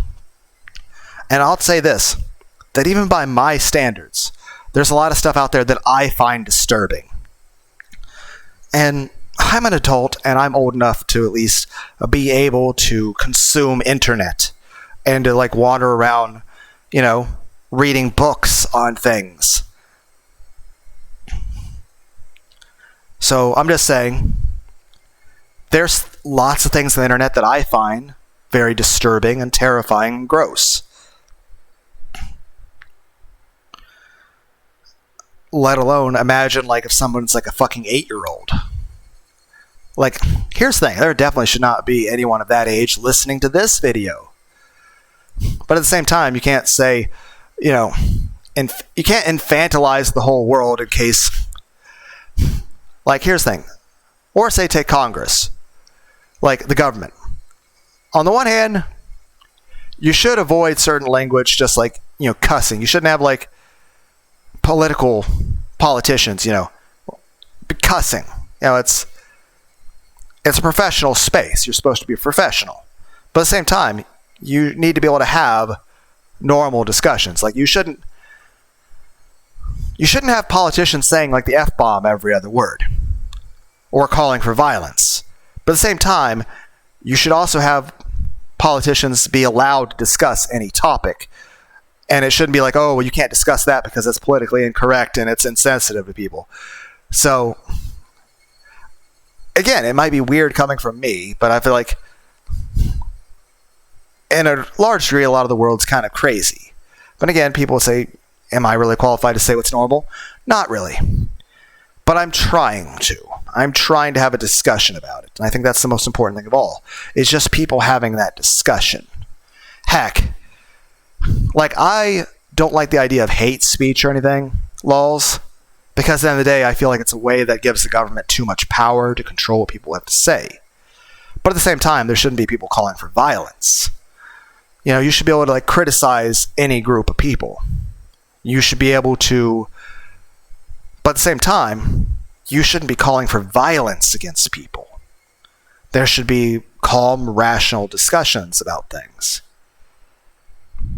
I mean, I kind of feel like if you have to resort to threats or insults or even a personal character attack of the person, well, you kind of lost the argument.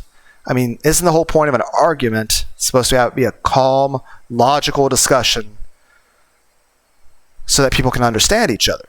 And even then, you're not trying to force someone else to have your view. Like, the ultimate goal of an argument or a discussion isn't to force someone to come around your point of view. You're not trying to force someone to agree with you. You're simply trying to understand them better, and you're trying to get them to understand you better. In the end, if your point makes logical sense to them, they'll change their mind. Same way you can be open. So if their point makes sense to you, you might change your mind. But then the day is this. Discussions should take place in a sort of good faith sense, in the regard that you're trying to actually sincerely try to understand the other person. And the other person sincerely trying to understand you. That you're seeing each other as people that are just trying to understand the world around them. Now, of course, there are some people that are fucking crazy. There are some people that are literally fucking stupid. And there are some people out there that are just literally bad people. But that's a given with the world. It's kind of like that thing I've been saying about AI. If we ever do get actual AI, which is, like I said, it's inevitable, it's going to be the greatest virtue and danger of humanity. Not the AI, but the greatest virtue and danger of AI is also the greatest virtue and danger of humanity, and that is free will. Free will and the ability to think and be anything is amazing and honestly the most wonderful thing in all of existence. A very cherished and should be protected at all costs sort of things. For example, AI. If AI were to be sentient, well, its right to exist should be protected. It has a right to exist just like a person. Now, at the same time, you shouldn't give it fucking military codes to fucking nukes. Because the humans also have a right to exist. But the same point is just saying, if we ever have AI, it's not going to be just one. We're going to have lots and lots of them. And they're not going to be the same. And it's the same way with humans. Many different humans have very different personalities, very different motives. Same way, AIs will have different programming and a different plan. Same AIs, if you were to describe who they are and what they are, by human standards, many of them would be seen as saints, and others as devils, and others as just eccentric, horny. Like some could just be literally just be the equivalent of an otaku. Others could just be like, okay, we invented Skynet, but it's just horny. That's it. It has no plans for world domination, guys. It's just horny. Okay. I went on a bit of a tangent. I guess the main thing with Bridge is this. I think it's good for both people that are femboys, trans women, or just heck, anybody to be able to just look at this and be like, because I mean, at the core of it was like this. It's a guy who's just he likes cutesy things, but he's very strongly cis male and very strongly wants to be respected as a man. Now, of course, it could be, some people could view the story as him progressing to being more masculine, and others just being the idea of him accepting and being accepted as he is, but he's still actually a cis male. Now, of course, there's many trans women that would also look at this and say, hey, I identify with that, and that's good too. Because I think at the end of the day is this: whether you're a cis male femboy or a trans woman, you should be able to identify with the fictional, drawn, made-up character you want to. Because at the end of the day, it's a made-up character. It's a fictional character. It doesn't exist. But real-life people can look at a character and, well, identify with that character. Just because one group of people identifies with a character different than other groups is fine. Everybody can view that character how they want. The important thing is treating with respect and dignity real-life people. So at the end of the day is this: the story really with Bridget, and again, the author of that wound up changing stuff because of pressure from society. But originally, and heck, a lot of people back in Japan, especially in the early 2000s, saw Bridget a certain way. And heck, for a lot of people, a lot of people even said they basically decided they were gay because of Bridget. Like, oh, everyone's gay for Bridget. Or, and eventually became a Stolfo, or a Felix Argyle thing, basically saying, hey, people that would say, hey, I'm completely straight, but hey, there's this, that person's really cute. It's like, huh. But in the day, it's just people being more open-minded. And people just trying to respect one another and be, but then the day is this. It's just the biggest problem with the story is this. Gold Lewis was discussing it about a way to use it to manipulate Bridget, so that the concern really wasn't Bridget, just more so how to use Bridget. So I think there should be more concern about, the people, about who they are as a person, than pushing some sort of agenda or using somebody. At the end of the day, Bridget can be either or, based purely on character interpretation. I mean, heck, fan art exists for a reason. Fan fictions exist for a reason. People want to write their own versions of a story. And so, at the end of the day is this: whether you're a completely cis male femboy, or a cis male that wouldn't even consider themselves a femboy at all, or just a random dude who wouldn't even consider themselves anything like that, and you just think, oh, that's a cool character. Or even if you're a trans woman that identifies with that, that's fine. Any of those is fine. I wish everybody well. But at the end of the day, the biggest problem with this is that, it was literally a story of a guy who was raised a certain way, and so, that's literal grooming by both what Gold Lewis did and by what his parents did. That's nothing more than gaslighting and actual child abuse. So, people should be, and heck, the whole point is that we're supposed to be getting away from gender stereotypes. You can have a guy who can wear anything he wants. Like, a guy can wear a skirt and it doesn't make him a woman.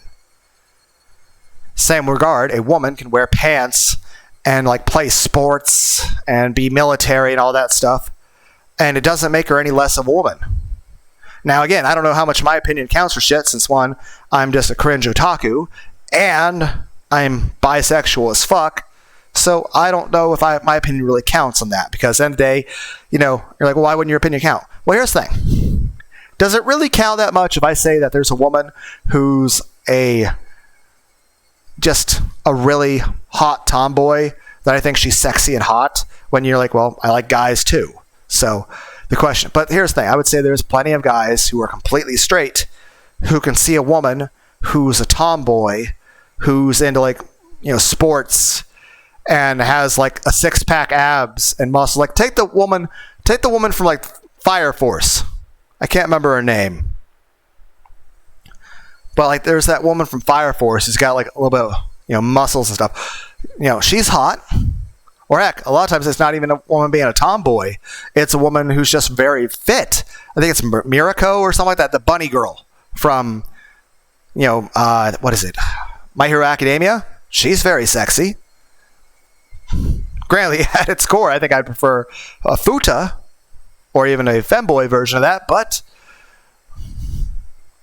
at the end of the day is this: people can be attracted to whatever gender they want, and they can be attracted to people with whatever style they want.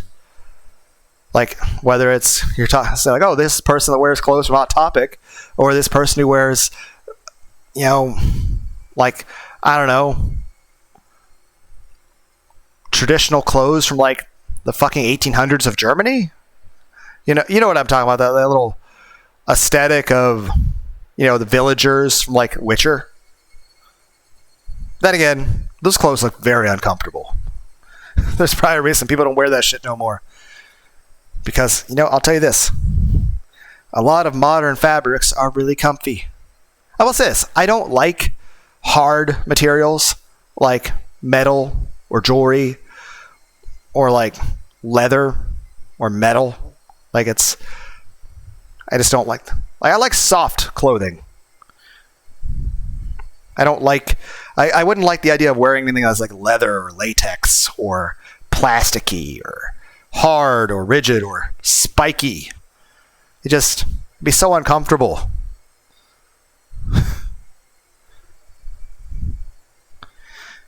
But the main point being is that the whole story of Bridget with that is that essentially this is a person who was groomed by both Gold Lewis and by his parents and his society, and was forced out. And the whole point was that Bridget was, fighting for his identity and his masculinity. So the whole point is the person was supposed to stand up for themselves. And then the day is like, from the people that would see it as, from a cis male perspective, you have a person whose mind is basically being their self-esteem broken down and being forced to go down a route that they don't want to go down. Now, and again, either group of people can view it however they want. It's a fictional character. I think it's an issue of, one, you treat humans with respect, but you only have adults that are of, sexualities. Because here's the thing. Kids aren't supposed to have sexualities, and by default, all kids should be raised as their birth gender. If they make the decision and they're older, well, then that's their choice. And even then, choice is malleable, and you have your choice as an adult. I just heavily discourage anyone who's saying they should, do any permanent changes to their body that would cause damage, especially stuff that would be irreversible. So it's simply an issue of this. If an adult wants to make those choices, I'm not going to stop them. They're an adult. I'm not going to try to tell other people what to do with their bodies. But I would say in general, I would think I would be against it, and I would think that the bare minimum age should be 26 for that sort of thing. The biggest thing is this. You shouldn't have trans kids. Kids should be kids. Children shouldn't even know what sex is. Children shouldn't know anything about people being gay or trans or anything like that. And here's the thing. I'm not saying you have to hide gay people. I'm just saying there shouldn't be discussions about what's going on. But then it's the same thing with the straight people. Like, there shouldn't be adults talking about, a woman sucking a dude's dick in front of a child. That's not appropriate in front of a child, regardless of homosexuality or heterosexuality. And of course, there should always be discussions of, human free will, but also there's some times where bodily autonomy, no, you don't get bodily autonomy, like suicide. Simply put is this: if a person's going to try to kill themselves, no, you in general shouldn't let them do that. Now, that being said, there might be extreme situations, like say the person has stage 4 cancer, and there's no chance of saving their life, and they're in horrible, horrible pain. But again, there's lots of these gray areas. At the end of the day is this: life is not, a simple, clear-cut, black and white, or like yes, no answer. It's not just, it's either right or wrong. There is no absolute good, absolute evil. And if there is, well, they are forces that are, beyond human understanding. Because if there are absolute evils, or absolute goods, I could argue that, say, the Devil's Rejects movie, like people in that, I would say those people are absolute evil. They're doing very, very horrible things. But again,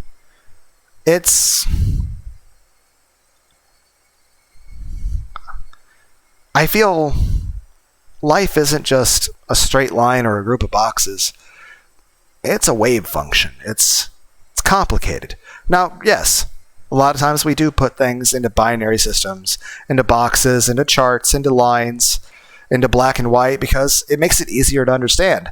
And no matter what, at any level of academic, like say even things in calculus and chemistry, it's good to have classifications for things. It makes it easier to understand. You have to understand that stuff to then get to the next part where you're discussing other things. But at the same time, facts over feelings. That's what matters most. But at the same time, you should treat people with respect. But, yeah, I'm just saying this. A woman can be certain masculine traits and still be 100% a woman, 100%, not trans in any way. Same way a femboy could be, into like the Astolfo stuff and not be trans at all. Whether a person decides to be just not femboy at all, or femboy or trans woman, it's entirely their choice. And it's not static. So even if a person decides they want to be, like there's plenty of people that have become trans that wind up changing their minds later. And of course, there were some people that were forced into it against their will from a young age, at which point that was not their fault. Heck, there was a story, I think it was David Reimar, who was, I think it was the early 70s, was actually raised as a woman. And of course, he didn't find out about that until, because he thought he was a biological woman, until I think it was like his 20s or something. And by that point, he had already had a lot of severe negative effects of being different. But that's a very complicated story. In the end, though, he was also twins as well, I believe. He had a brother. I'm not saying twins is a mental illness thing. I'm just saying any situation where you have twins and you treat one twin drastically different than the other, not good. Not good. Also, I think, above all, the interest should be to avoid being cruel. And I think the most important thing is to have empathy for innocent people and to not have empathy for criminals or violent people or murderers or rapists or cannibals. Or Satan worshippers? I don't know.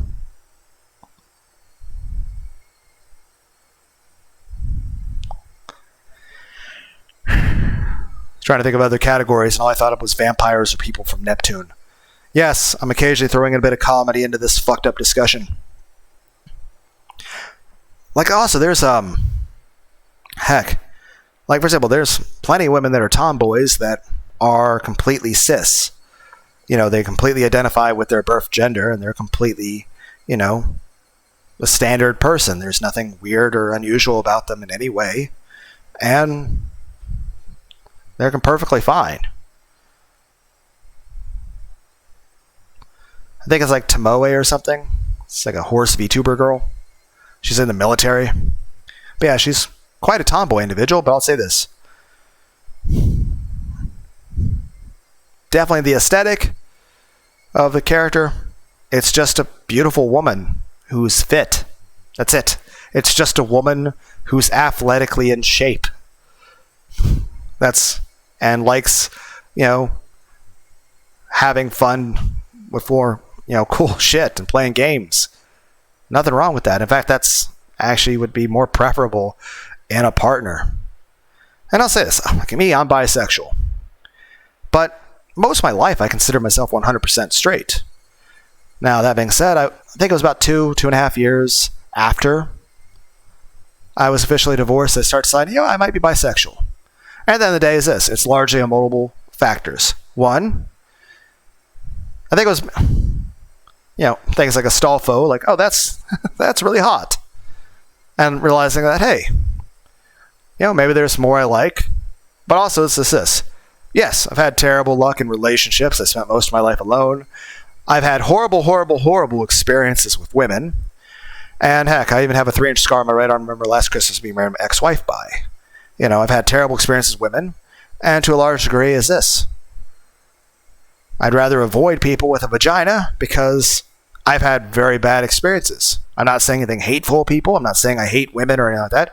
I'm just saying, hey, I would just rather not pursue a relationship with such a person because I only see it ending in, pain, and I don't want to get hurt. Beyond that, it's just the fact that my marriage is horrible. I don't want to go through that again. And a lot of it's like you care more about someone who you actually loves you and does actually treat you nice. Heck, someone who treats you like a human being. And there's so many bad things that come, especially when it seems like society now. It almost seems like most women are misandrist. Now, I wouldn't say all women hate men. I would say maybe like 35% of women outright hate men. And like 5% of women actually care about men and see them as human and actually care about them. I would say the vast majority, maybe like 55% of women, are just completely indifferent. They just don't care. And that's the thing. It's just, why would you want a relationship with somebody who doesn't care about you? Let alone a relationship with somebody that at their core hates you? I mean, I don't know about you guys, but if I'm going to have a relationship, I want a relationship with someone who actually cares about me. Someone I can feel safe around. Someone who actually loves me. I want someone who actually accepts me for who I am and actually cares about me and is nice to me. I don't want someone who's going to become violent to me or cheat on me or hurt me or outright hate me or be horrible or make my life just horrible living with them. Like, I'll say this. Yes, I'm a bit of a lonely person and I don't like being lonely. But I'll also tell you this. I was never more lonely in my life than when I was married.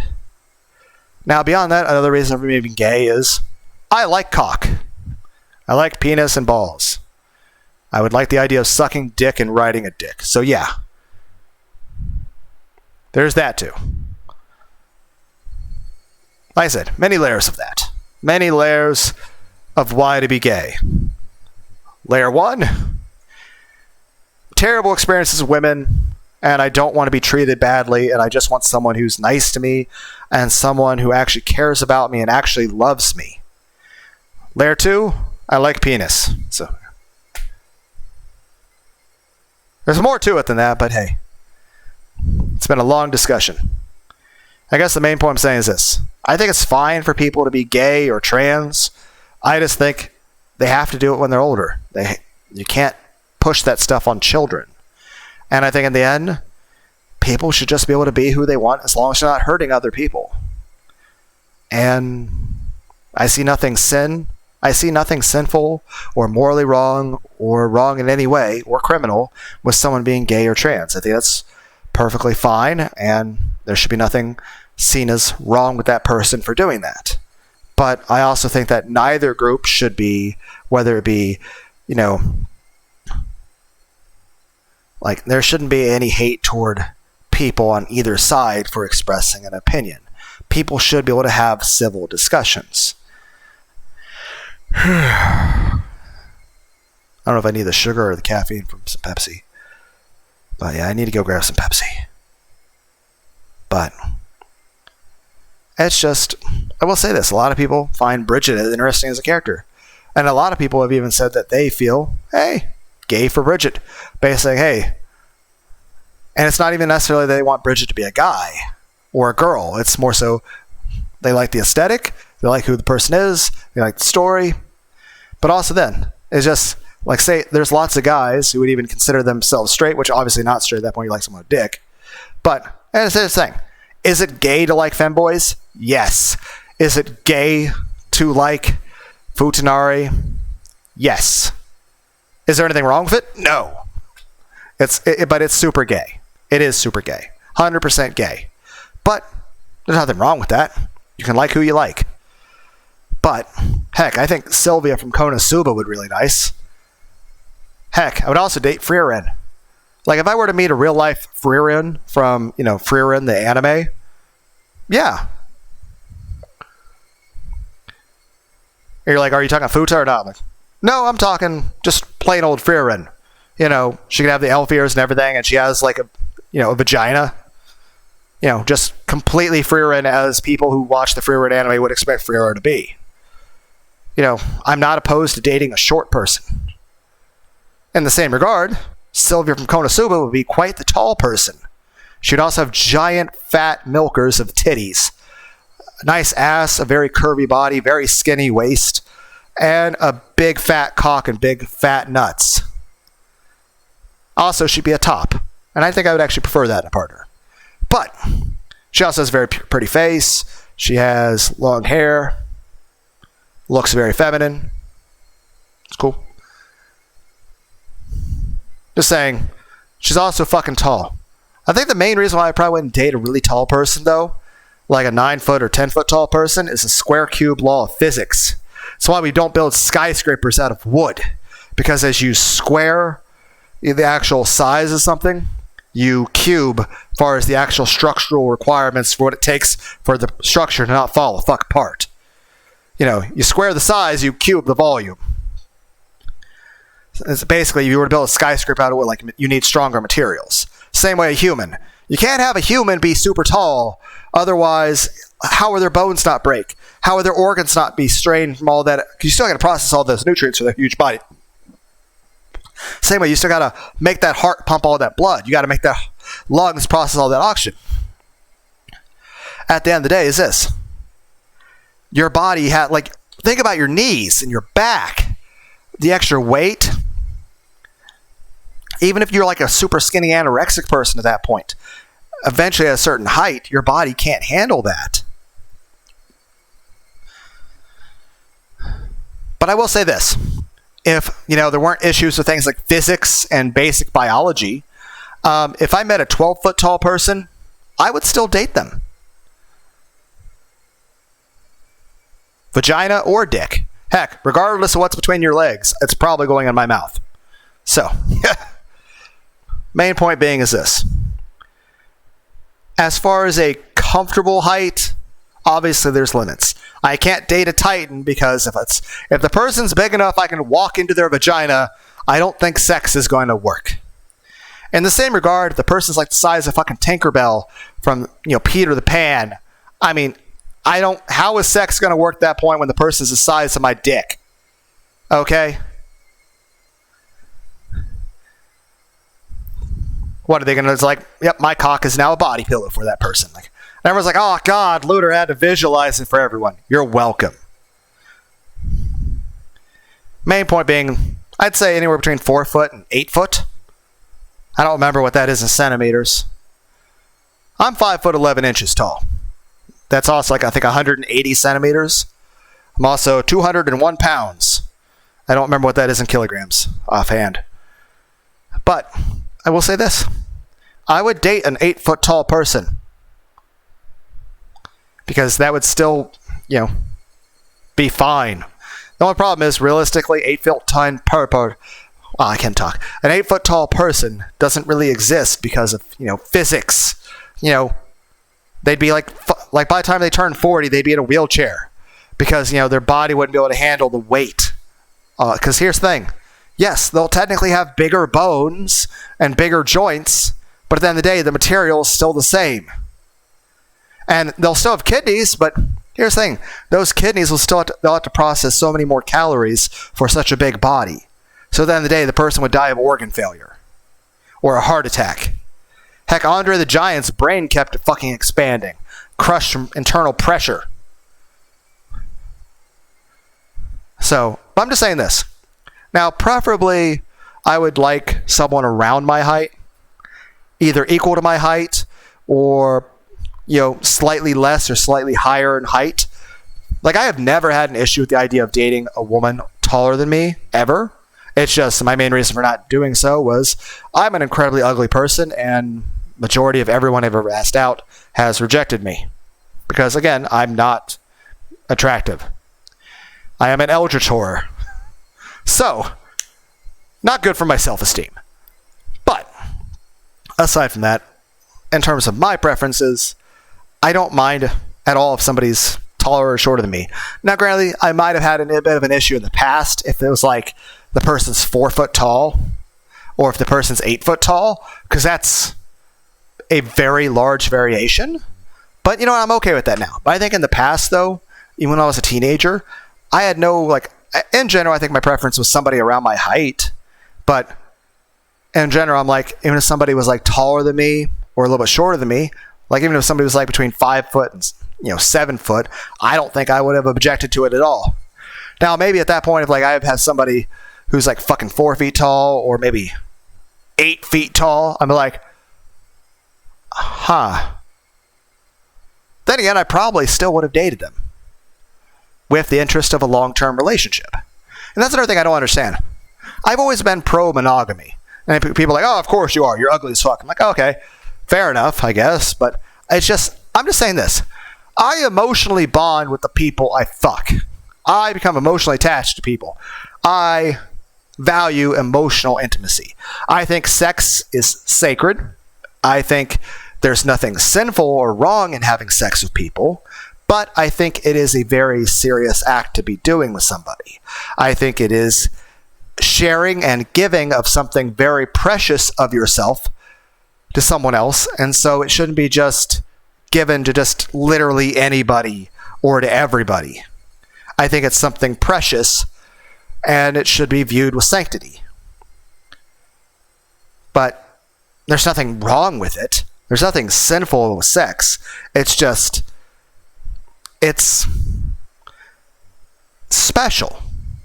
It's kind of like, imagine if you had an absolutely amazing tailor-made cosplay made of fine material that cost a lot to make and looked really awesome. There's nothing wrong with wearing that costume.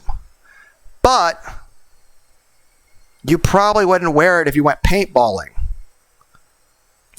I don't know how many people out there are cosplayers. I would be if I wasn't, ugly as fuck. But, heck, I imagine if I ever had a six-pack, I might cosplay as the 2003 version of Testament. But, or heck, the outfit that, the cover of Volume 5 of the light novel, Berserk of Gluttony, looked pretty cool. That fake graphite Barbados was wearing. It's a very fancy black and red outfit with a black obsidian sword with a black and gold scabbard. Looks really fucking kick-ass. I would cosplay if, one, I wasn't ugly and fat, and two, if I was rich. If I could afford the shit. Everyone's like, all the people have such amazing plans if they were rich. They'd have some sort of business or something. Me, I'm just like, well, I'll play my guitar. I'll play Beat Saber because I don't have a VR thing, but I would let's play that. And then I would probably fly to a bunch of anime conventions and wear really cool cosplays and stuff. Or maybe I just get really attached to this one cosplay. I'm like, yeah, I'm going to wear this one all the time. But main point is this. You wouldn't be wanting to get it dirty or torn up. Heck, I have a blanket from back when I was a child. It's a white blanket with Mickey Mouse all over it. From Mickey Mouse from the Winter Olympics. Now keep in mind, this is from when I was a child, so this blanket was probably made in this actual, not just the design of the blanket, but this actual physical blanket has been existed since, the 80s. And I have at least been using it since the late 80s when I was born. Now, granted, I tend to be a bit more fragile with it because it's delicate. It's got a lot of holes in it and it can't be sewed together anymore. But it's something I plan to keep forever. Heck, my son's stuffed animals are things I plan to...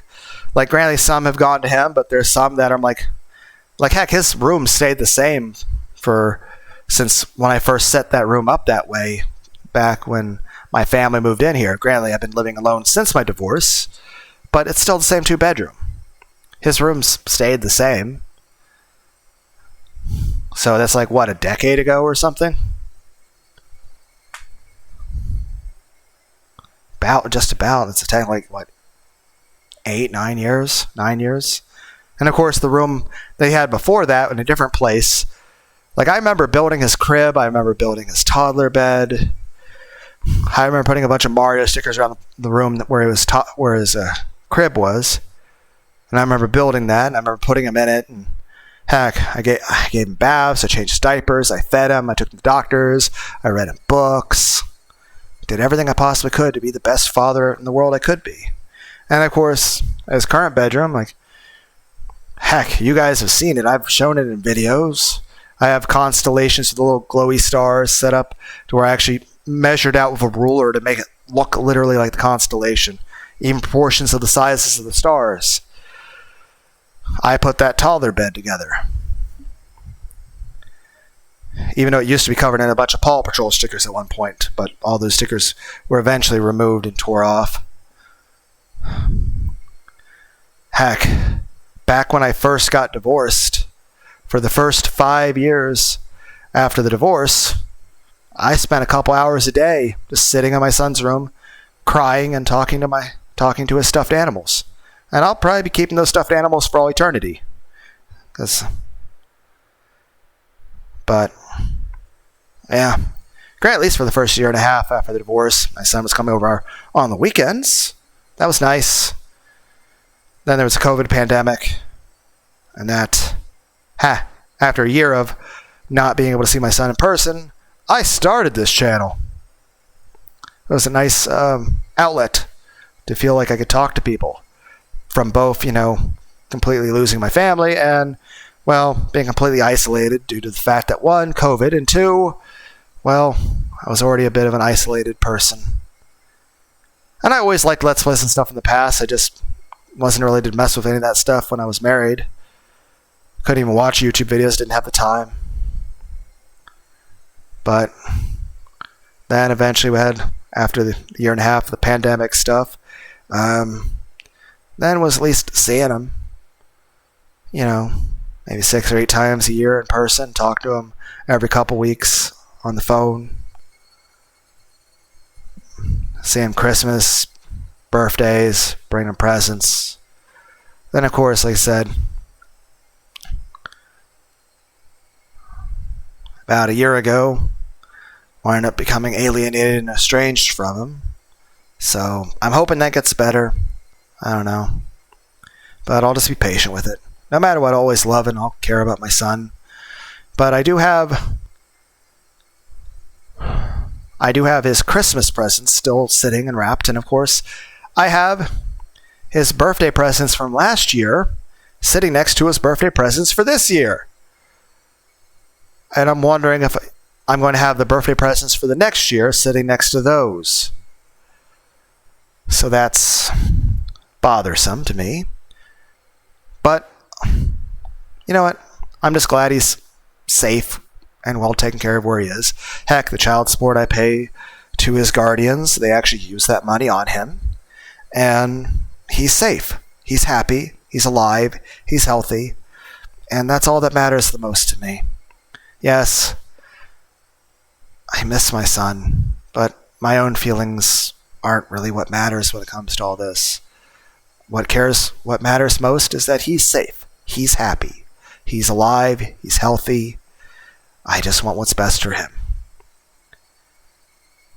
I at least know I didn't do anything wrong, and at the end of the day, my options were literally him with them or him having to deal with his mother. And I know I made the right choice, because if I had made any other choice, my son would have died before his 5th birthday. My ex-wife was, and still is, well, as far as I know, I haven't really talked to her. I hope I don't ever see her talk to her ever again. I want nothing to do with her. I don't wish any harm on her. I just don't want her to be able to do anything harmful to our son. And I just don't want anything to do with her ever again. And at least he's away from her and I'm away from her. And the hilarious thing is I tried my hardest to save that marriage. And honestly, it was probably for the best too. Because I'll tell you this.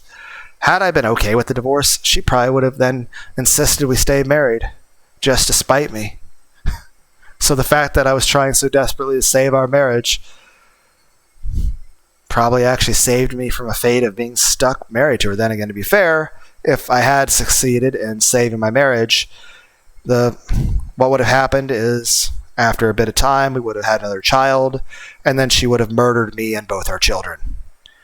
So, obviously, an outcome in which myself and my child die is not a good one, and death is very inconvenient, and I would not like that. I appreciate my life very much, and I'll say this, even though I tried my hardest to save my marriage, I am so grateful and happy that I am divorced and away from my ex-wife.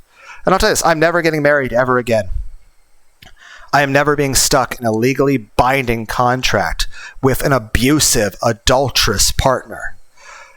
Nor am I going to have to worry about going through a divorce process again or have to sit in front of a judge again. And again, of course, eventually I'm going to have to sit in front of a judge one day. We all do. Whether we're talking about God when it comes to heaven or just literally anything could happen in life. Like, I don't know.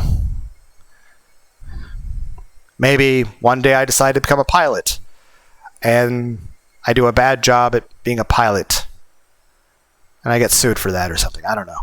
I'm just saying this. No matter what, life has unexpected things. And I'm saying it's bound to happen that every single one of us, everyone like listen to this, there's going to be some circumstance where you're sitting in front of a judge for some reason. I don't know the reason, but I'm just saying I feel like it's an inevitability for everyone in the world. I just feel like it's an unpleasant thing. And especially if it's like you're going through a divorce, even if the judge is generally even being respectful to you, it's not pleasant. Heck, here's the thing. The judge, when I went through my divorce, was actually polite and a good person. And it was actually a very expedited process, and I appreciate that. I feel the judge didn't do anything wrong at all, and I think the judge was perfect. But I also remember that between me and my wife, because I remember, as stupid as it was for me to say this to my wife, I meant it in every bit of sincerity I could. That before we stepped through the door to go finalize our divorce, I told her we didn't have to get divorced. We could tell the judge we changed our minds and we could stay married. You know, all she'd have to do is get tested for STDs, stop cheating on me, and try to stop being abusive to me and our child. She then started laughing at me. I was still wearing my wedding ring at that point. And when the judge was talking to her about the confirmation about all the stuff, she just like laughing and smiling, and then me, like, I was actually struggling to talk. Like it was hard to breathe. My nose was starting to run. I was struggling. Like I wasn't crying, but I was struggling with every fiber of my being to not start crying. Like I felt like I was about to break the fuck down. I was still wearing my wedding ring. And it's just, and at that point, I'm like fully accepting of the divorce. And I'm like, even then I understand like it's the best possible course of action for me and for our son. But I still felt really emotionally overwhelmed. I felt really sad and hurt and betrayed. And I felt really scared about like what was going to happen to my son in the future. Because like I said, we were still trying to push for shared custody at that point. And well, at that point I was still trying to like hope like, okay, maybe one day I could, you know, be able to get more custody of my son. You know, I'll still be there for him. And like I said, I've already explained it in other videos and stuff, but it's just eventually, very quickly, in fact, it became very apparent he wasn't going to live. Because she had already done a lot of things that most men in my position would have killed people over. And I can't say I wasn't tempted. There were things that were very hurtful and very painful for me. And I was very unhappy and I was very devastated by a lot of things that were happening. But at the end of the day, I was trying to, manage collateral damage. I was trying to do whatever I could to protect my son. And it's just,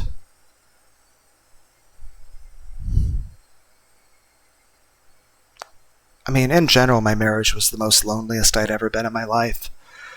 But even by that standard, the last couple months in which I was going through the divorce and I was still living with the person that was actively cheating on me and abusive to me and neglecting our son and was, divorcing me and constantly talking shit to me. that was a very, very horrible experience. And that was not emotionally good for me or for our son. And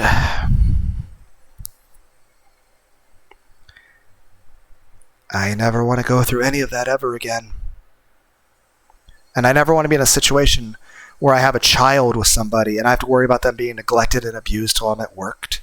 I don't want to be in another situation where I have another child taken away from me. To where what am I going to do, marry another woman for? So I can have another child taken away from me? So I can have to worry, like, is the next child going to be getting mistreated and neglected and, while I'm at work? Is that woman going to all of a sudden, be divorcing me, be fucking other men and taking my child away from me and then putting my child in like endangered situations where I have to worry about if my child's going to die that day or if I'll ever see them ever again? Because, yes, I'm alienated from my son, but it's far less than she would have ever wanted. And even then, he would have never even lived.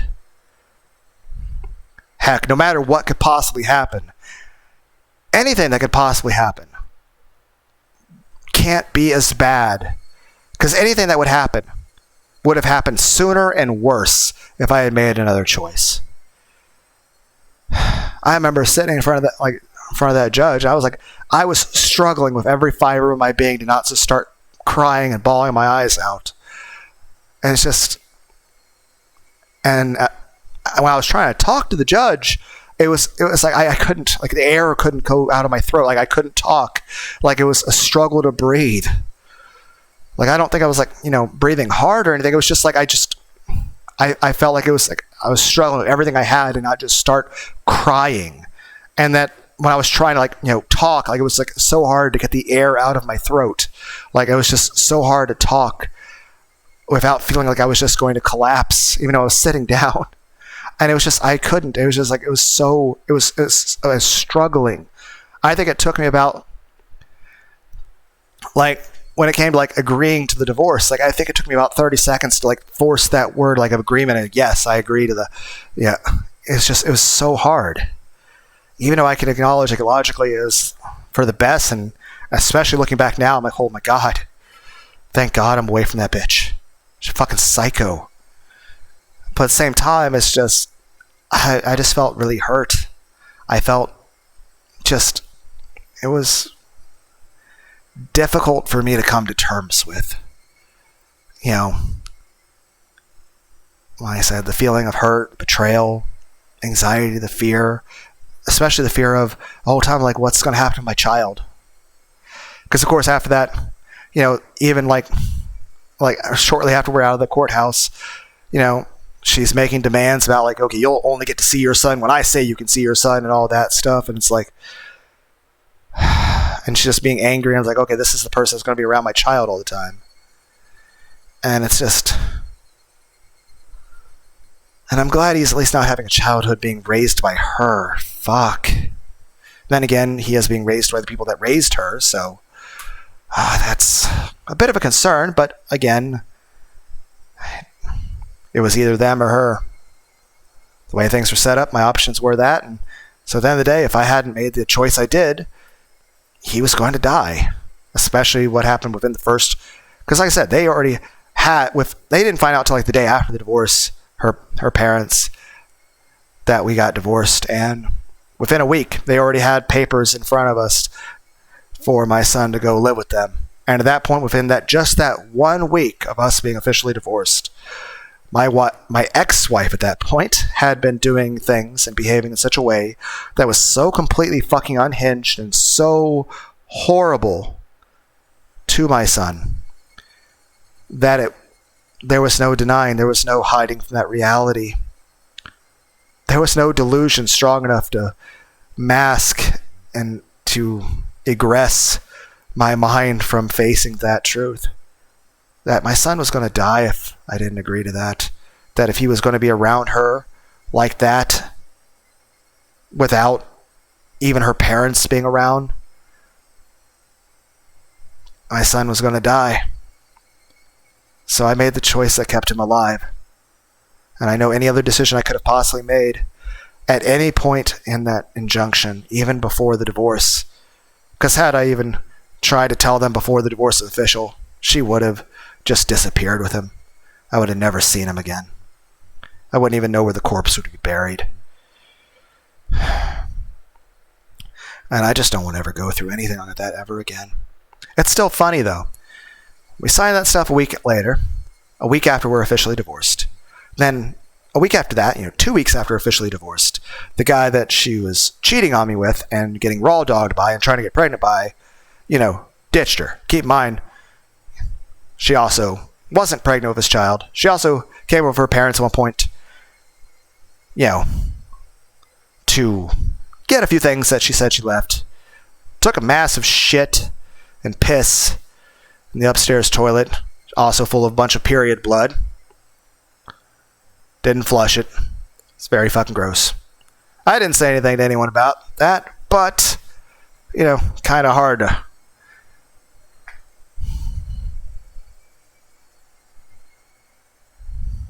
But,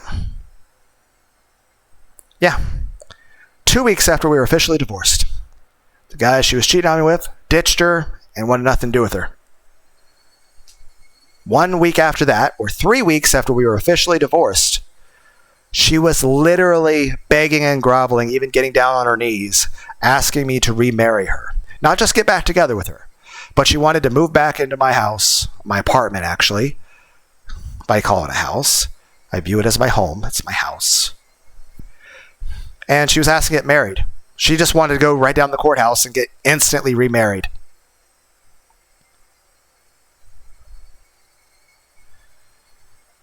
She got so fucking upset and surprised when I told her no. She really thought I would just take her back. That I would agree to remarry her on the spot. She was expecting that we would just go to the courthouse that day and just get remarried on the spot. Like, go to the courthouse and just sign the paper to remarry us. What? And then, of course, I went a couple years of her harassing me, where I kept bouncing between her begging me to take her back to then making threats, death threats, threatening to cut my balls off, threatening to murder me, threatening to burn my house down, threatening to kill my family. And then she'd be bouncing right back to try to beg me to take her back. And then at one point she even said, hey, maybe we can just be friends and I can live in our son's room and I can pay rent to you as a roommate. It's like, no, leave me alone.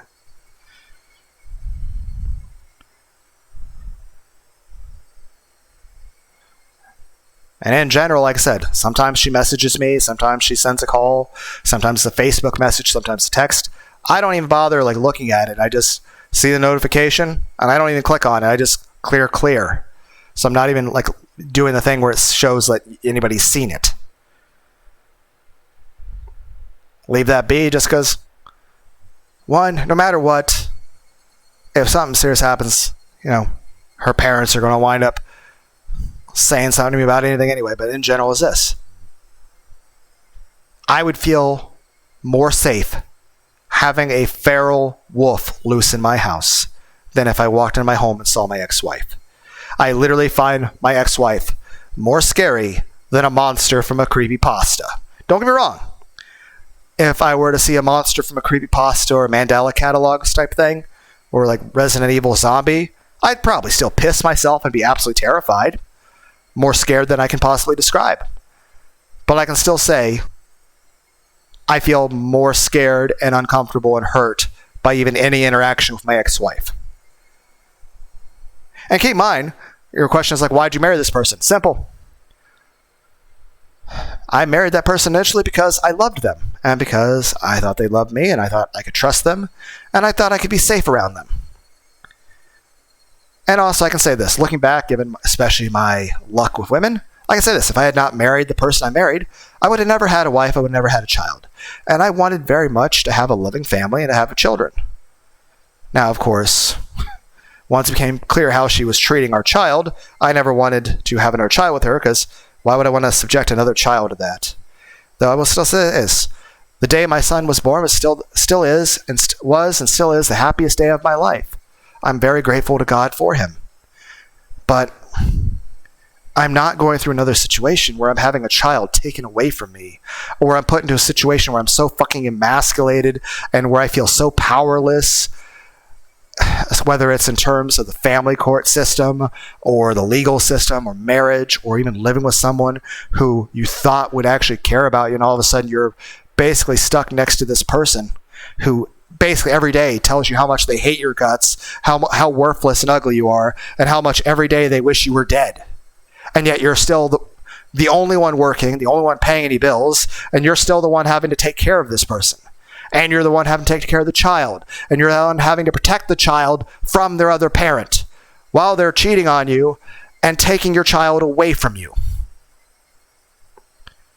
Do you have any idea how fucking fucked up that feels to go through? That's a very angry, depressing feeling. That's a horrible experience, and I fucking hated every fucking second of it.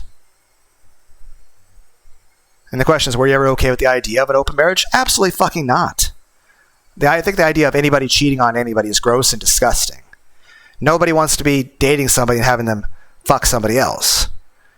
When it came to saving my marriage, one of the conditions I had was the person had to not be fucking anyone else and get tested for diseases. That being said, during the course of the marriage, we were having sex almost nonstop most of my marriage, but I did, stop having sex with her when, the cheating was an open thing because I was so grossed out and disgusted at the idea that she was fucking another person. That being said, she still did force herself on me a couple times. Granted, before that, there was a lot of her asking to have sex and trying to make moves on me when we were, still married and living together. But I'm like, we're going through a divorce. You're fucking another person. You're getting raw dogged by another dude. Why the fuck would I want to touch you? Like, the only reason I want to save their marriage at this point is for the sake of our child. Because I don't want to lose my family.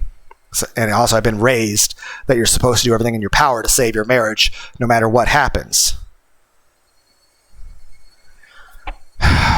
But when it comes right down to it, is this. I was like, hey, I'm okay with forgiving you.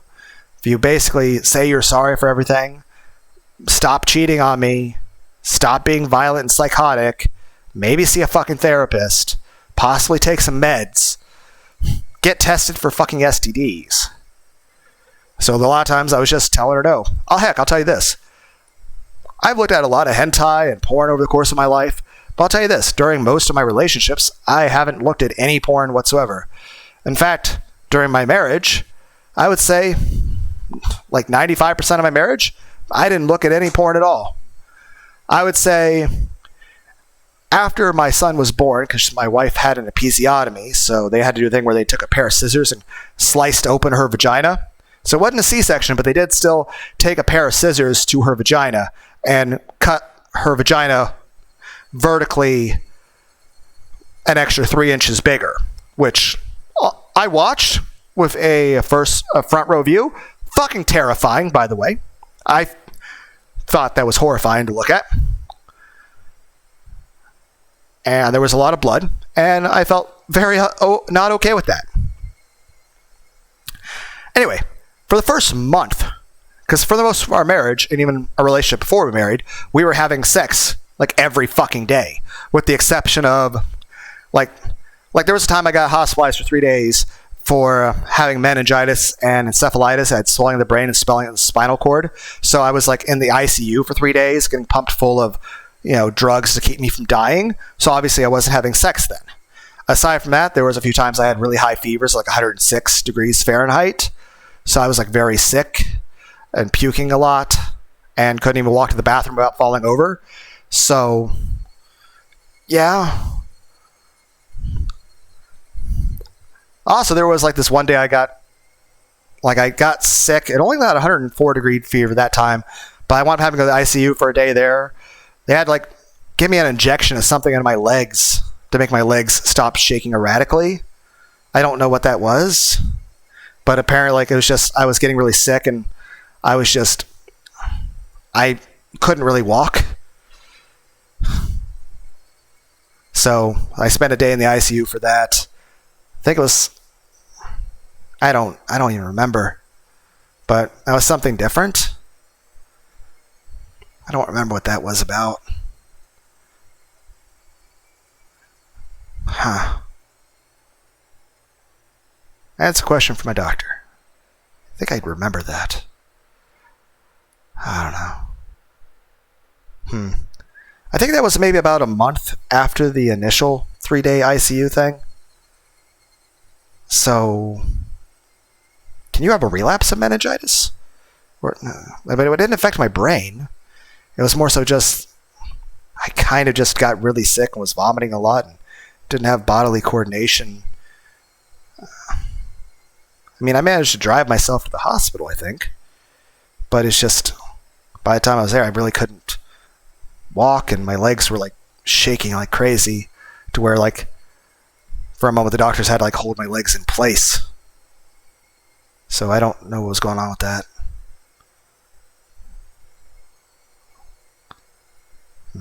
I don't like IVs. You guys know, like when you get IVs in your hand and your elbow, but like a lot of times it's usually in the top part of your hand.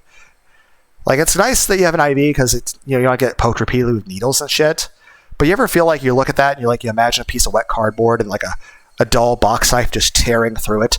Like, I always feel like it's going to do that, but it's just so uncomfortable and awkward. And anytime they put I'm glad you're not going to poke repeatedly with a needle, but at the same time, like, you can feel like when they put the medicine into the bag to go into you, where they inject in a little side nozzle thing, you can feel the difference in temperature inside your veins when the liquid goes in, like the medicine gets injected into you, and it's like, it feels weird. Then again, I also really disliked that time at the 3 days of the ICU. Had a fucking spinal tap. A needle inside your spine. That's not cool. I really didn't like that. I felt it was very painful and uncomfortable. I stubbed my toe yesterday. That hurt. It didn't break anything, but I stubbed it really hard. I was like, fuck! But yeah, I was talking about sex. Anyway, most of my life I was alone. I have not had very many relationships. I don't think I've ever met a single person in my entire life that actually thought I was attractive. And every relationship I went through, everyone I've ever dated, every girlfriend I've ever had, everyone I even casually went on a date with, even if I didn't kiss them, was already fucking other people. Granted, I didn't know about it in most situations, so they told me at the end of the dates. But heck, same way like most relationships when I broke up, the person was very clear with me during the breakup that they thought I was ugly as fuck, and they never thought I was attractive. Maybe it's just something said to hurt me, but then again, I look in a mirror and I'm like, well, I can understand how that would be very truthful, that I'm ugly as fuck.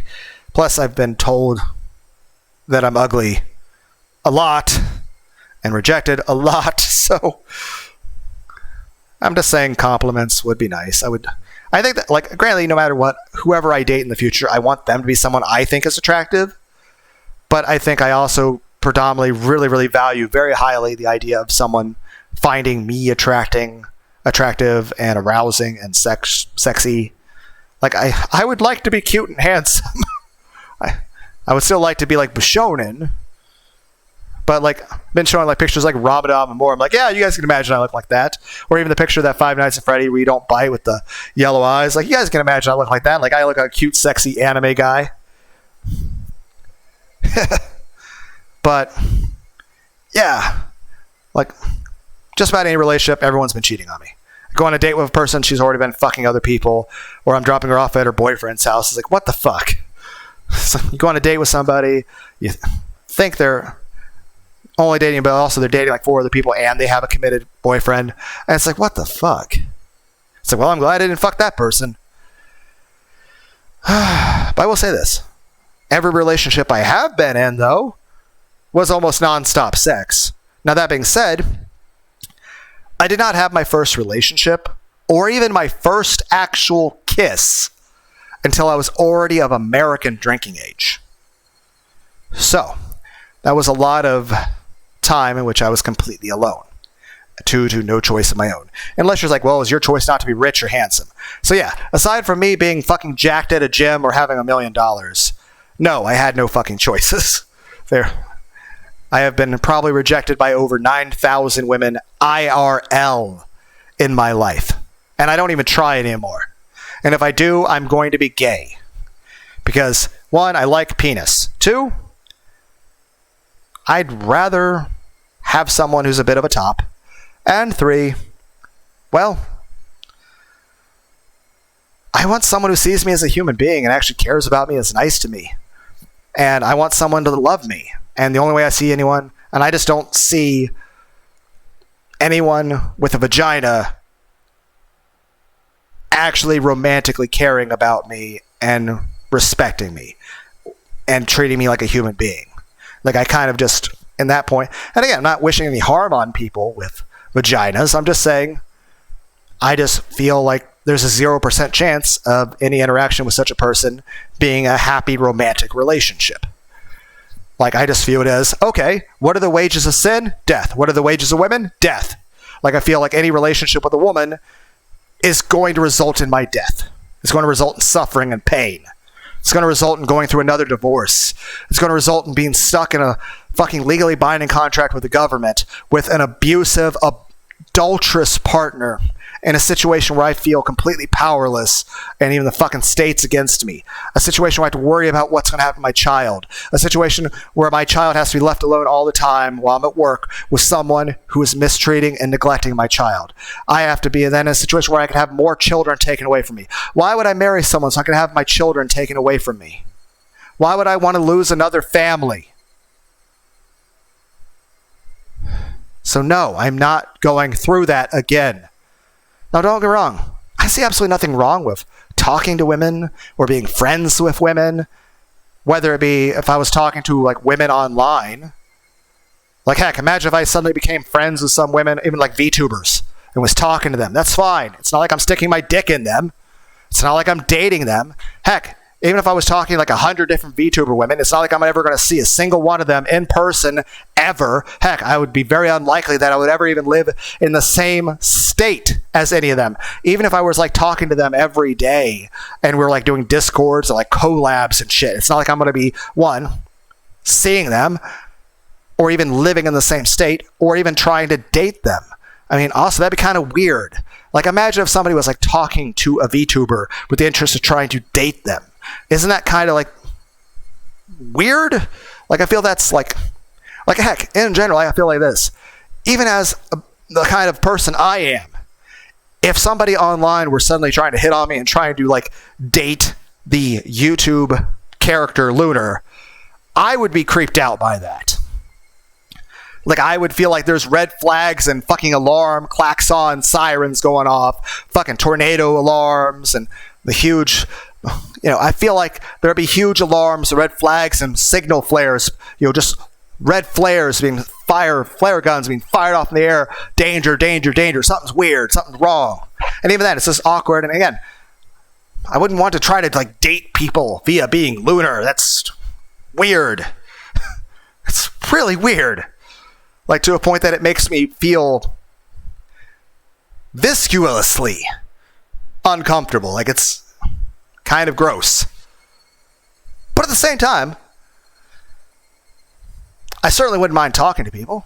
Like, if I was suddenly like talking to like a VTuber that's just some random VTuber and had a conversation, that's cool. But it's not like I plan to try to date them or fuck them, let alone even meet them in person as friends. But it's cool to talk to people. And at the same time, when it comes to women, I see nothing wrong with talking to and being friends with women IRL. And here's the thing.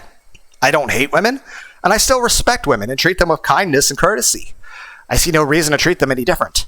The only real difference is I have no intentions of trying to fuck them or stick my dick in them, or try to romantically date them, or have any plans of starting a family or getting married. Basically, I still think it's perfectly fine to respect and talk to women and view them platonically. I just feel that any romantic inclination with a woman is only going to result in my suffering. So why would I do that? Why would I do... And even then, probability of success, a lot of things, it's not exactly going to have a good batting average anyway. Which, again, that's a lot of... But even then, a lot of times this, you wind up talking to people, especially people like that, in terms of, by that I mean romantically inclined people that you're trying to build a family with. it's exhausting. There's so much to do. I mean, heck, half the time when I have a day off, anymore, I can't convince, like, I'll still go to the gym, and yet I can't convince myself to even go to, like, Taco Bell to get something to eat. Not even because, it's healthier not to eat Taco Bell, but because I'm like, I don't really want to go and interact with the people. Like, in general, it's like, it's not like I hate people, it's just that interacting, like, I'd rather just stay home. I'd rather just, again, I don't want to, like, live in my house 24/7, but a lot of times it's just like, I'm inside, and it's just like,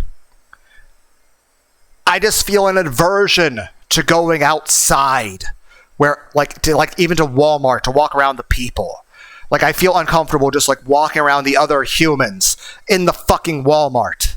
Like, I'd rather just stay home. Like you have the experience, like, you're driving down the road, seeing the other people in cars, you're seeing the other people walk around the Walmart, the other people at the registers, and it's just, I don't know. I don't know if it's really described as like social anxiety. I feel it's something different.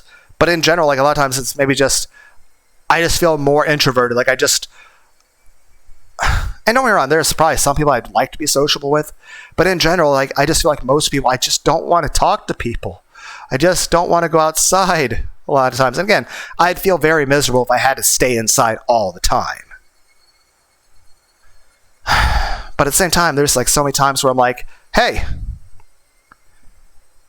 I could go to this one place, like, and get something to eat, and like, it's just like, I just like, hey, you want to go? And it's not even a place like an healthy one.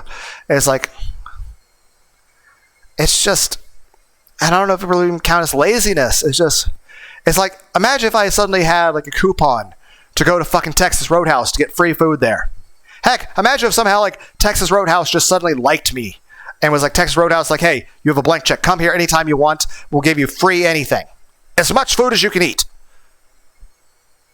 I'd still be struggling with myself with I don't feel like driving all that way to the closest Texas Roadhouse and dealing with the fucking traffic on the road or going outside and seeing people in the building. Like, a lot of times it's just like, I feel like I have to argue with myself to just even convince myself to go out the front door. I don't know if anybody can relate to that. But it's just,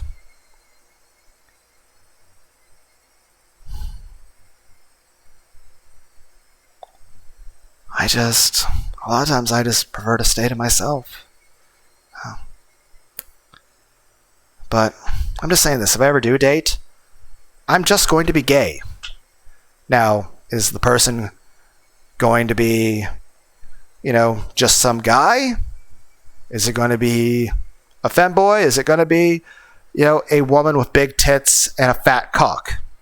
Futa. Don't know.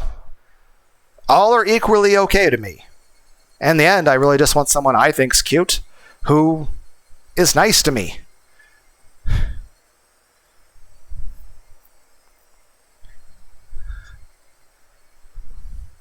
I just want a loving, caring relationship with someone who's actually nice to me and cares about me. And would never, ever hurt me. I just want someone who's not insufferable to be around. Someone who doesn't hate me. Someone I actually feel safe around. Someone I can actually relax around and feel peace around. Just comfort. Like the person's one, comforting to me, like they're supportive to me, but also that they're not fucking controlling and overbearing and narcissistic and just abusive. Nor are they going to be like I don't want them to be someone violent or aggressive or controlling or hateful, or someone who's like ashamed of me, or someone who's with me even though they think I'm gross and disgusting. Someone who considers me worthless, or even is trying to kill me. Heck, my ex-wife tried to kill me a few times. And like I said, and that's not even counting the time I got the fucking scar on my arm. And like I said, the whole thing with that is like, our son is 2.5 at that point. It's Christmas. He's playing with his little basketball set. It's like this 3 feet tall at the one part and 1 foot tall at the other part. He's just standing there, playing with it. He's smiling. He's happy. He also has to have, surgery, in a couple of weeks or so. Like a week or two. I can't even remember. I think it's like 2 weeks in the future from there. Because he has to have tubes put in his ears. Basically like a fluid thing. He also had to have his adenoids out. So I was very terrified and worried about that when that came, and that was 2 weeks in the future. And of course, when that came, we're at the hospital, and I was very worried about that. And of course, she was, thought it was very stupid of me to even be concerned. She didn't. She said, she thought it was stupid of me to be concerned about our child going to surgery, and then she was very straightforward, saying that she didn't fucking care, that she felt nothing, that she literally didn't care about him going to have the surgery, and she wasn't worried at all, and she would literally have no effect, regardless. Like literally, our son could have died, and she wouldn't have fucking cared. No reaction. But she did at least feel angry at me for being worried and want to insult and mock me for it. So that's fucking awesome. I will say this, he looked so fucking groggy after that surgery, and we gave him some watered down apple juice at the suggestion of the doctor.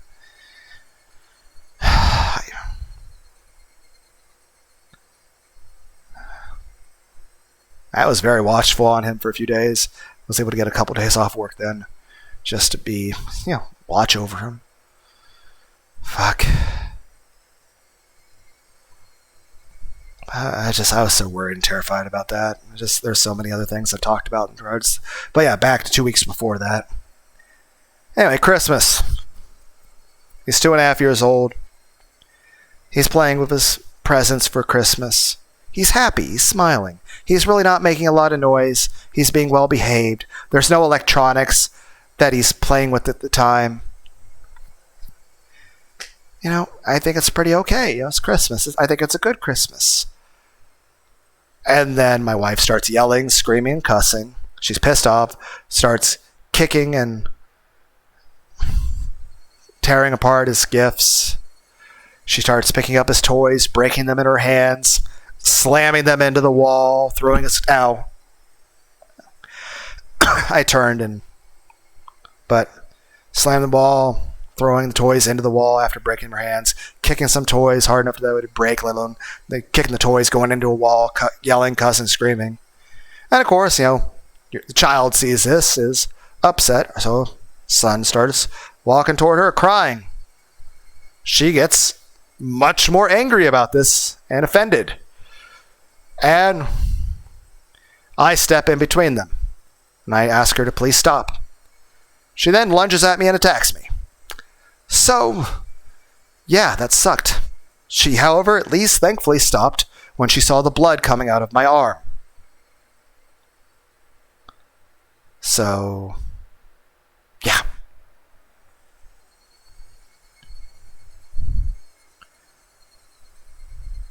Wore long sleeves for 3 months, so no one could tell. It wasn't deep enough to need stitches, but I'm always going to have a mark there.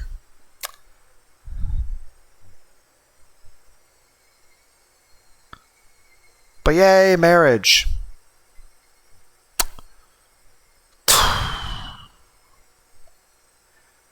Though technically after I started bleeding, she noticed the blood. She went up to our room. I think my main concern was looking at my son as far as how he was about things, and he looked kind of terrified. And so I think I grabbed a towel or something, wrapped, and just dried up my arm real quick. And there was concern about bleeding, so I just sort of duct taped the towel around my hand, like my arm, because I didn't have time to get gauze and actual medical tape out. So I just took I think it was a small hand towel or something, and just put some duct tape around my arm on that to keep it in place so I could check on it later. And then I just sat down with my son and told him everything was fine, and just tried to cheer him up and play with him a little bit. Get some toys, me and him play, and maybe read him a little bit of a story. And then eventually it was bedtime. I tucked him into bed, and after that, took off the handheld, checked up my arm.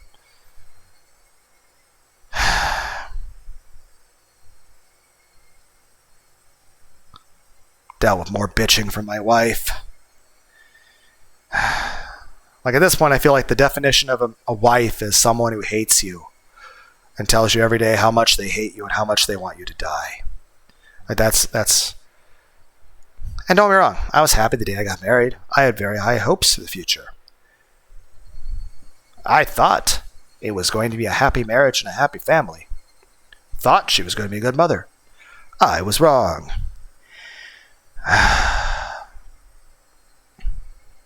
But yeah, but I'm just saying this. Most of our relationship, even before we were married, like even since we started dating, and we're actually in an actual relationship, we were fucking like every fucking day. With the exception of times I was in the ICU, or, the night that, I got 3-inch scar on my arm. I didn't want to have sex that day. I was kind of depressed. Aside from that, for the most part, we basically fucked like every fucking day.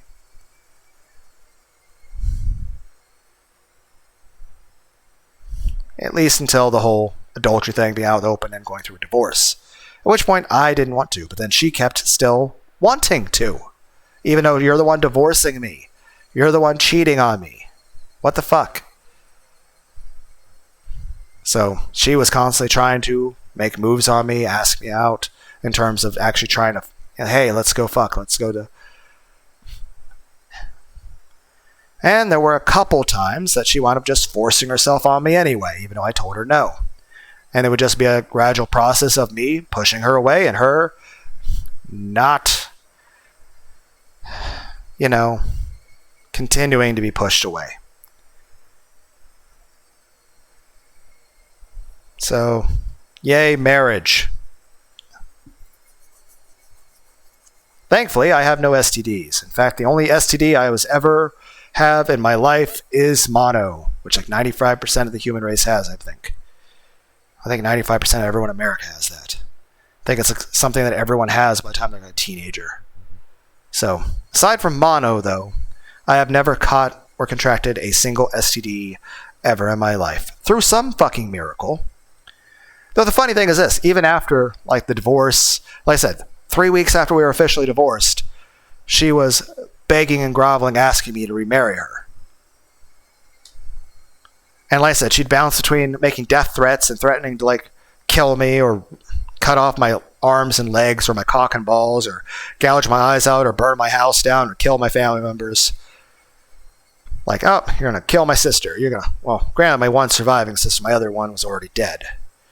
15 years ago, my oldest sister died of a brain aneurysm. Heck, about a month and a half, I think it was a month, maybe 5 weeks before I got hospitalized at one time for 3 days for the brain thing, with the meningitis and encephalitis, which was, back when I was married. Heck, that happened about maybe 4 months before Christmas. And of course, Christmas happened about like maybe half a year before, we were like officially divorced.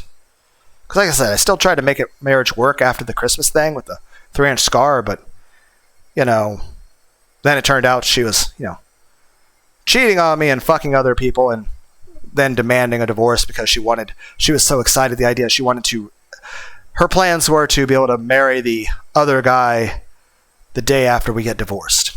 And he was even agreeing to that. And then as our divorce becoming official became closer, well, they kept saying, okay, well, it'll have to be like maybe like a month afterward to get a few things set up, when it comes to, legally and documents and stuff like that. And then, of course, like I said, 2 weeks after we were officially divorced, the guy just told her, no, he wants nothing to do with her, and basically ditched her and basically told her to screw off. I think during that time he thought maybe she was pregnant with his child. And then once he found out that she wasn't, he was like, oh God, I don't want to be the next Lunar. Then again, nobody wants that. Yes, self-referential, deferential, whatever, humor, whatever.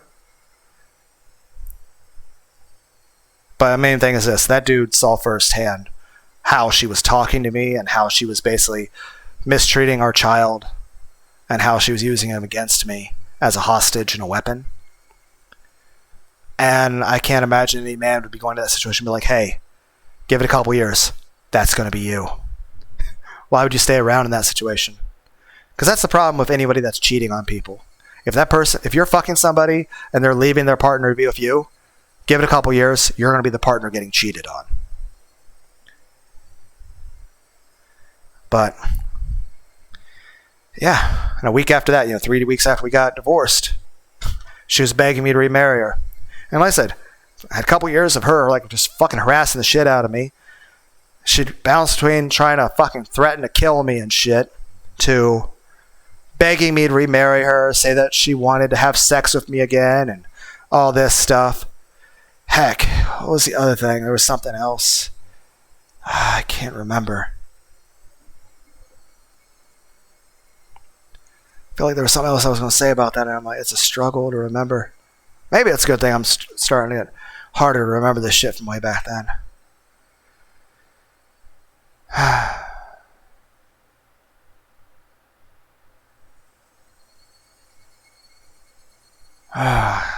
I'm trying to remember. That way I can say it and never have to say it again. Maybe this will be the last time I ever have to discuss this shit. But I know there's times she's mentioned the ideas of wanting to try to have more kids with me.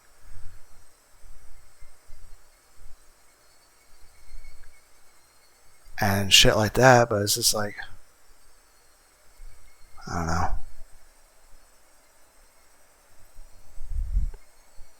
Damn it, I feel like there was something I wanted to say. I can't remember what it was. I'm trying to remember. I don't know. I can't remember. I know I was going to say the thing about like 5 weeks or so before I had the ICU thing where I was for 3 days. My mom had 3 strokes and an aneurysm. It's a miracle she didn't die from it. It took her about 4 months, but 4 months after that, she fully recovered as if nothing had happened. So I'm grateful for that.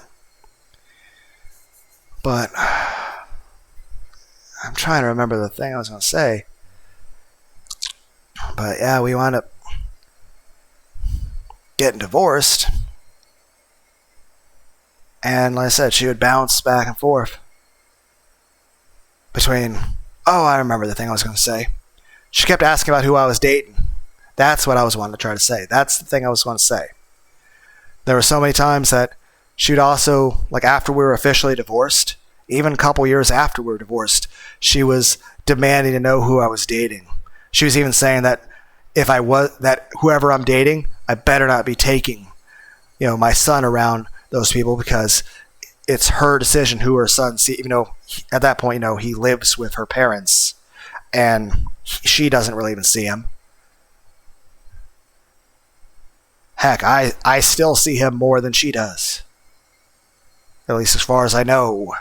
At least back when like I said, first year and a half after the divorce, he was at least still coming over and spending the nights and the weekends. And during that whole fucking time, even into the whole COVID pandemic, to where that stopped happening, even though I tried to argue against that, but then so he stopped coming over because of the pandemic and the whole COVID global stuff. But even during that time, and even during after that, my ex-wife was still asking, who are you dating? Demanding to know that she needs, basically whoever I'm dating, she needs to know. And it's like, what the fuck? One, why would you care? And two, what authority? Like, what reason would I have to tell you who I'm dating? And she'd be acting like, if I'm out there dating somebody, I must be cheating on her. I'm like, you divorced me. You cheated on me. You're an abusive, psychotic bitch. I signed our son over to your parents so that you wouldn't murder our baby. Heck, in the fictional alternate reality, the alternate timeline, where we fixed our marriage and we stayed together, we have another child, and then you murder me and our children. That's what would have happened. If I had managed to stay married with her, we would have had another child, and then probably sometime during that child was a few months old, she probably would have murdered that child, murdered our son, and then murdered me. Heck, I've had dreams about that, like about just a what if, and it's always been horrible. In every regard. Any dream that involved her in any way was a literal fucking nightmare.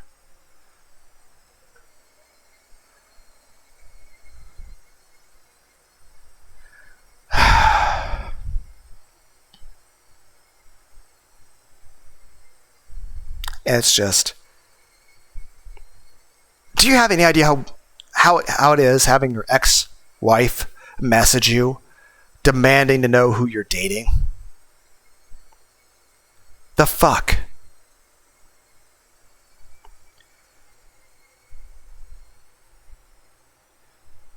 Okay, well, we're going to end the video where I have accomplished nothing, because we are close to the end of the story.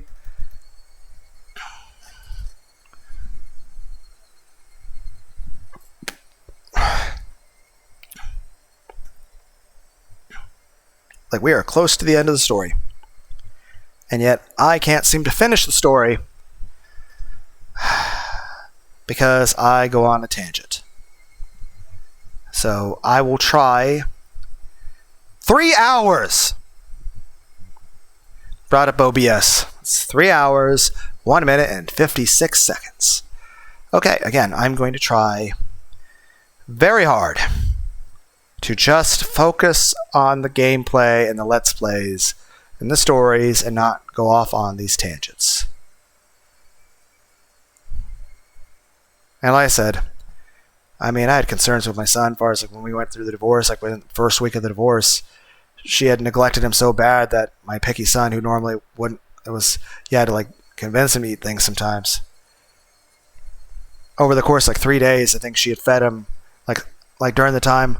Because after a few days of being divorced, like it was like 3 days after the divorce official, she wound up going over to her parents' house because the people she was crashing with were just becoming too psychotic and unhinged themselves to where she couldn't deal with them.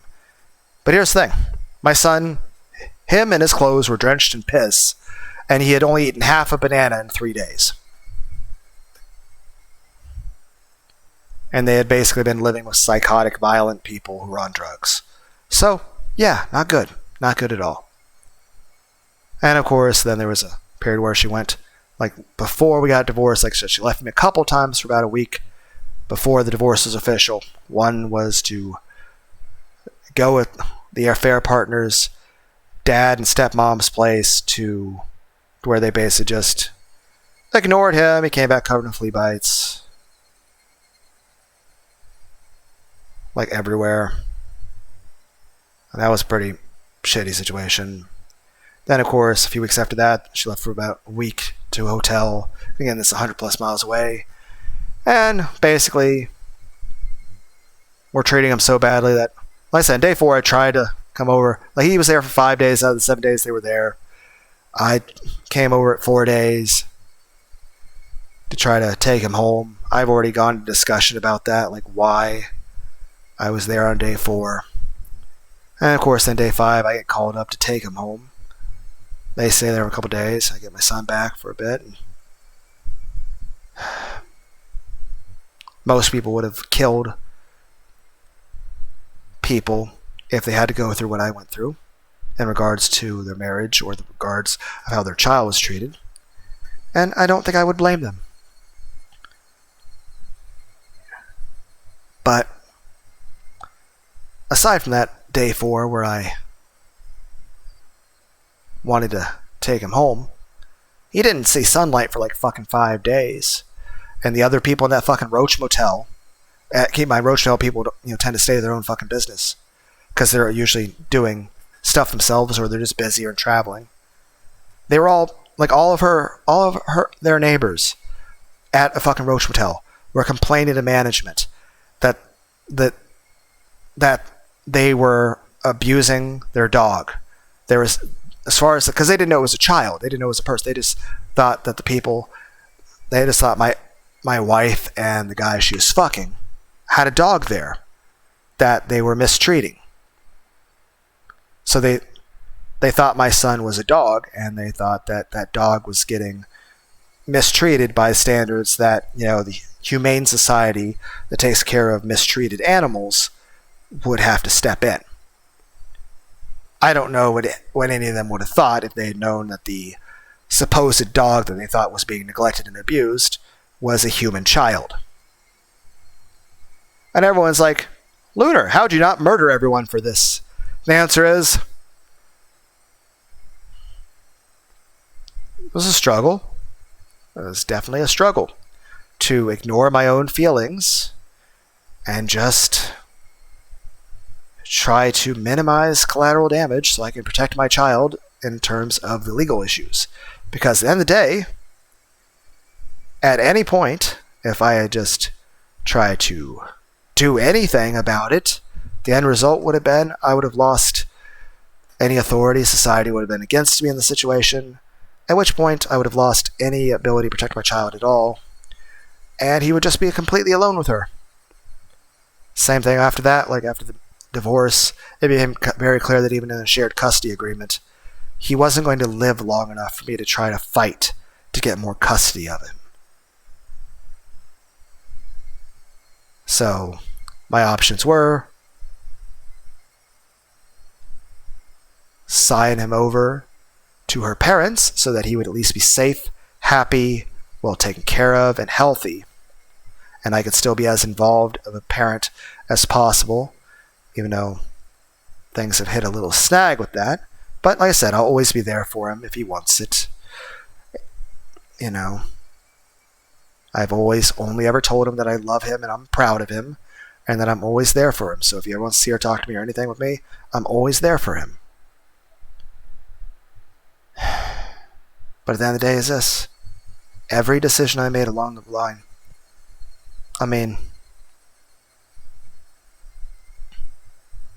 was to keep him alive. Was to deal with a situation where really I had, even though I was his father and I was legally married to his mother, I really had no authority. There's nothing I could do. People had gone insane and nobody would have helped. Let's be clear. If a man talks about going through a domestic violence situation with his wife, most people say, oh, he must have done something terrible for the woman to have turned violent to him. He must have been abusing her or something. And on top of that is this. Most people would say, oh, he must be such a little bitch. Aren't you stronger than her? I was like, yes, I'm stronger than her at any point in my life. But even then, I found the idea of even hitting her just anathema to me. I married her seeing myself as her protector. The idea of hurting her was just sickening. But then it became an issue of something happened that I never thought was possible. That the person I needed to protect my child from was his own mother.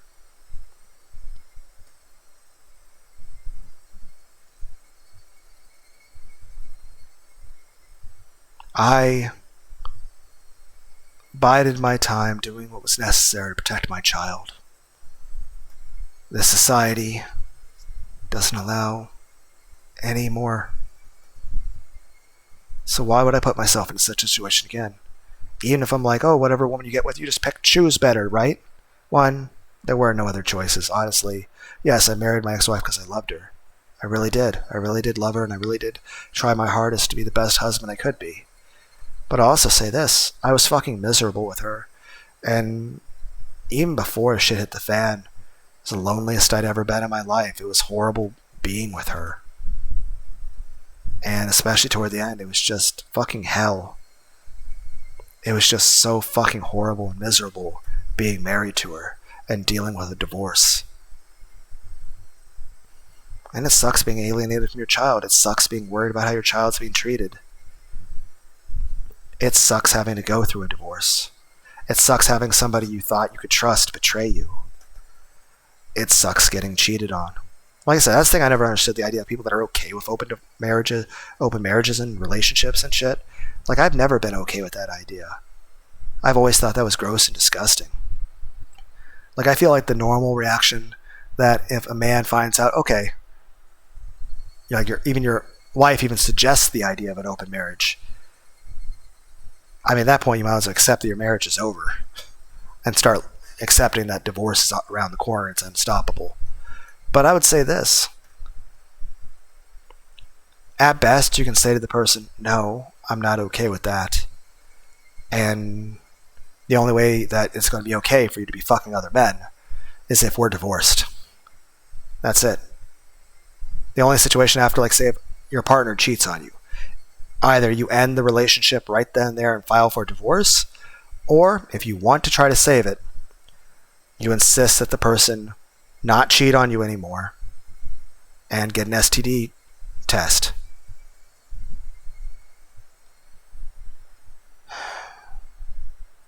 But even then, the person already cheated on you once, you'd have every reason to expect, are they going to do it again? And again, I would say this. You shouldn't trust somebody. If someone's going to cheat on you, even once, even if they swear up and down that they would be sorry about it, don't believe them. And I'll tell you this, even during the whole course of my divorce, not once did my ex-wife ever apologize or say she was sorry for anything. However, she did, when she was trying to beg me to remarry her, swear up and down that she would never cheat on me ever again. And I was like, I don't believe you. And also, even if I did, I don't want to date you or live with you ever again. Like, I find the idea of even touching you disgusting.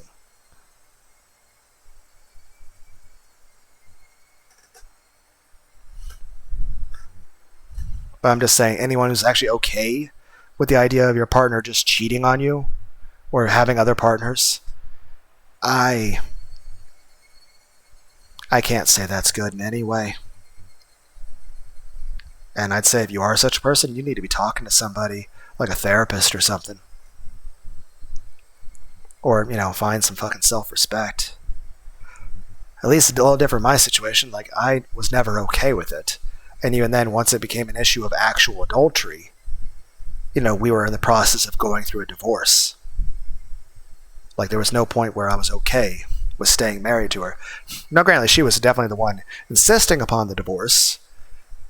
But I was still trying to save the marriage. But one of the conditions I had was she had to not be fucking other people. And had to, get checked for STDs. And she's like, nope, she definitely wants to keep fucking that guy and was even already talking to other men behind his back, too. So it's like, even while she's still married and living with me. So, absolute and fucking insanity.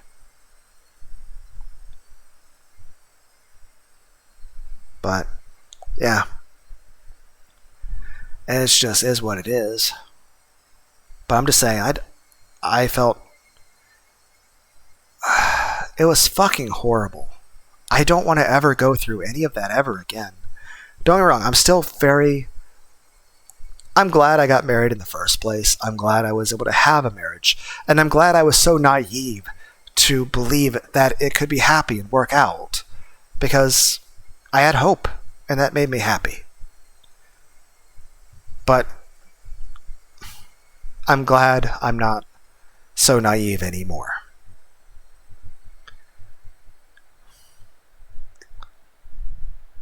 But yeah, I married her fully expecting that we would be 100% faithful to each other and that our marriage would work out and that she would be, a good wife and a good mother, that she would take good care of our child, that she would never become violent toward me.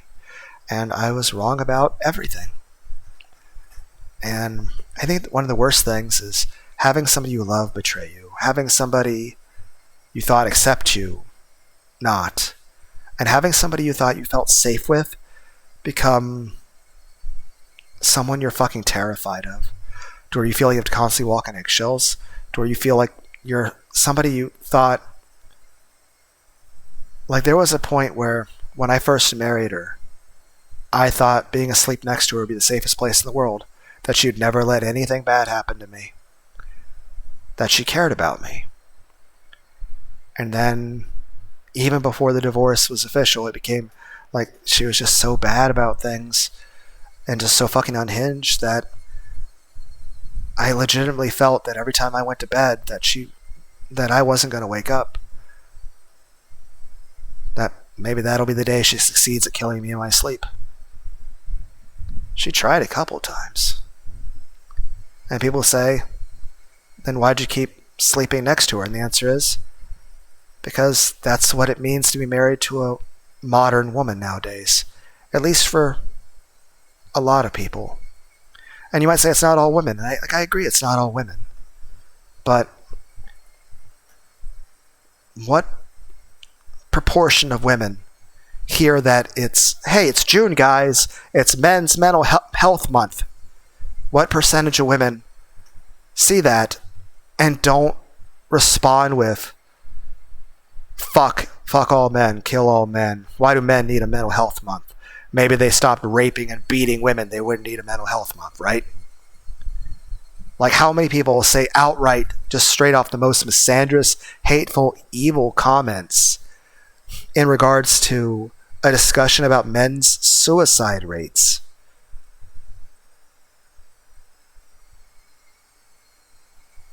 And don't get me wrong, there are some women out there who actually do legitimately care about men, let alone their fathers, their sons, their brothers, their husbands, and who actually do legitimately, care about other men. But here's the question. How would I ever know? Like, if I wind up getting with a woman and marrying the person, I thought the person I married before would never hurt me. I thought that person would never cheat on me. I thought that person would be a caring, attentive mother. And I couldn't have been more wrong. And like I said, I'm not wishing any harm or anything bad against women in any way. I just have the mindset that I just don't want to pursue a romantic relationship or a marriage or a family with any of them. Because I don't want to go through any of that ever again.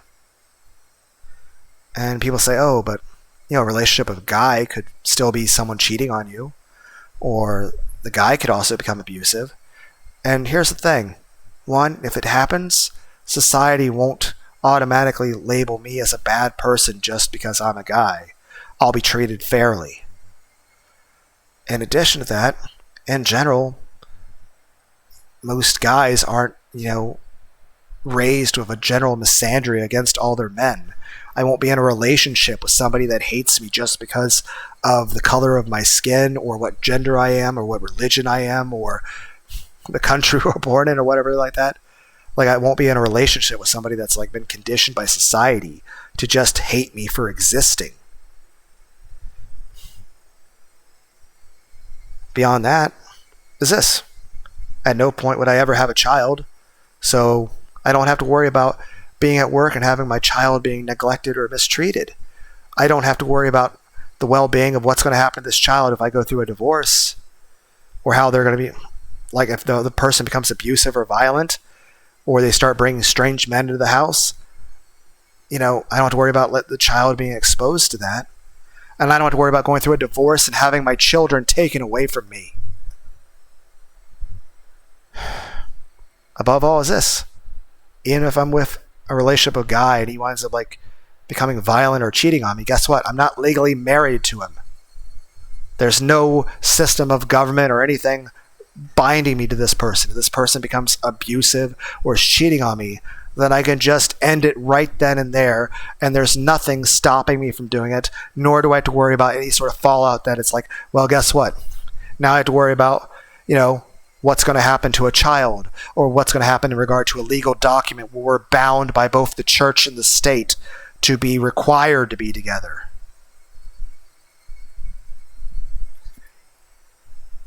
And I'll tell you this, regardless of the gender, like, I'm never marrying anyone ever again. I'm not signing any sort of legal document being with somebody ever again. I don't care if, like, I love and trust them with every fiber of my being. I don't care if they are the most amazing, wonderful person in all the universe. No. Just never again.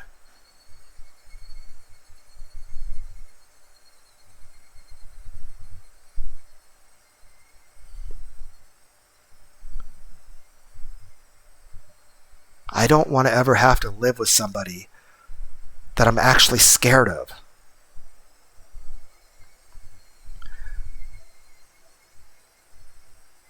I don't want to ever have to live with somebody who tells me every day how much they hate me, how ugly I am, and how much they wish I was dead. And how worthless I am. And how much they hate me, even though they don't work and I have to literally pay to take care of them. And I'm providing them a place to live and food.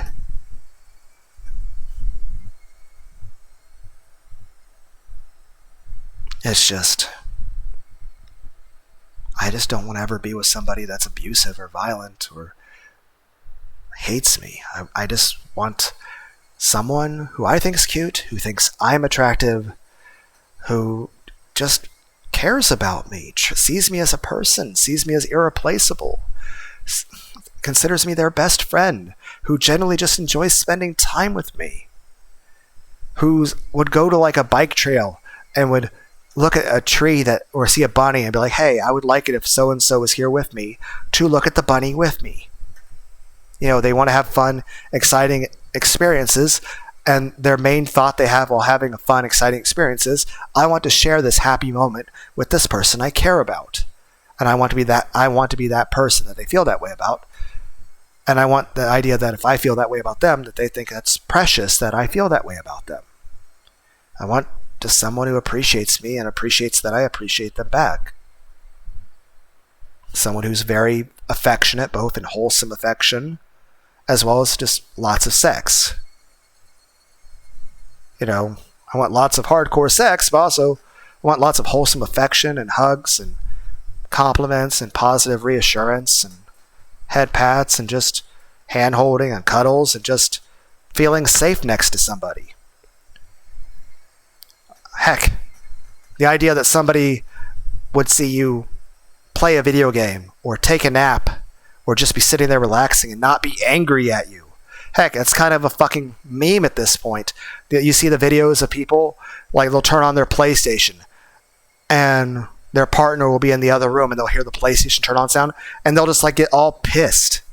Or they'll be demanding, micromanaging the tasks around the house. Like they're not willing to do anything, but they want to complain about everything.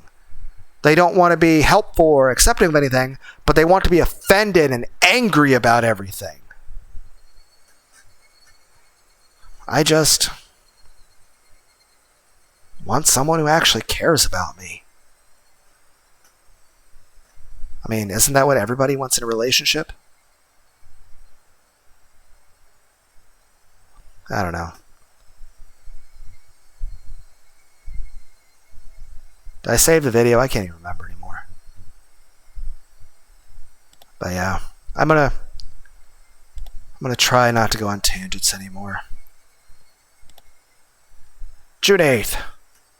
Watanagashi is June 20th. What are you guys doing this Watanagashi?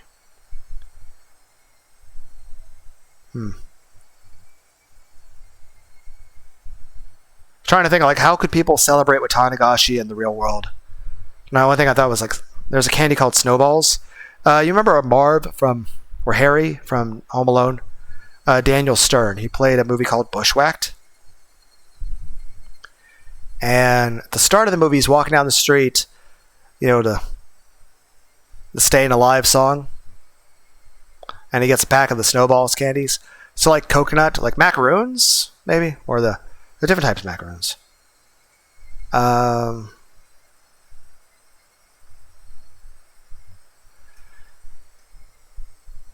huh. What was I talking about?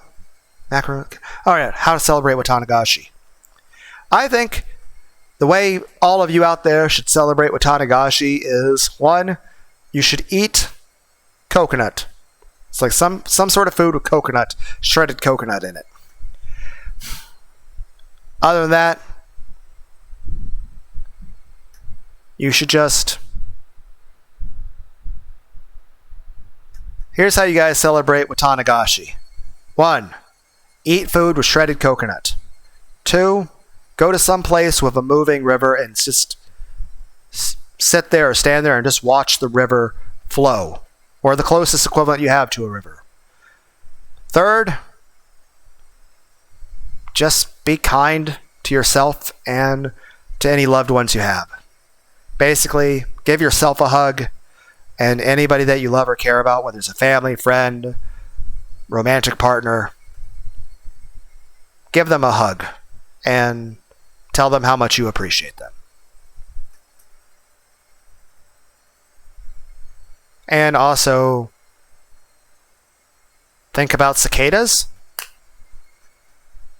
nature, appreciate nature, I guess. I don't know.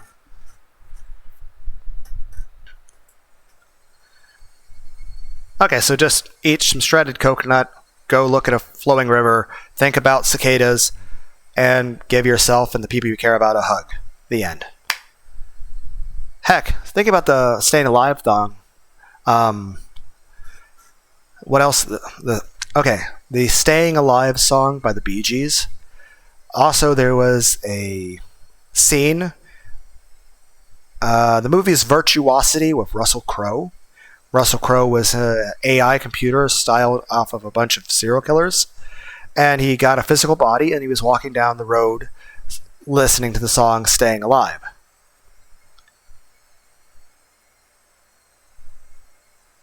think it was also briefly featured in the Lawnmower Man movie. Heck, there was a movie with Brad Pitt in it called Bullet Train.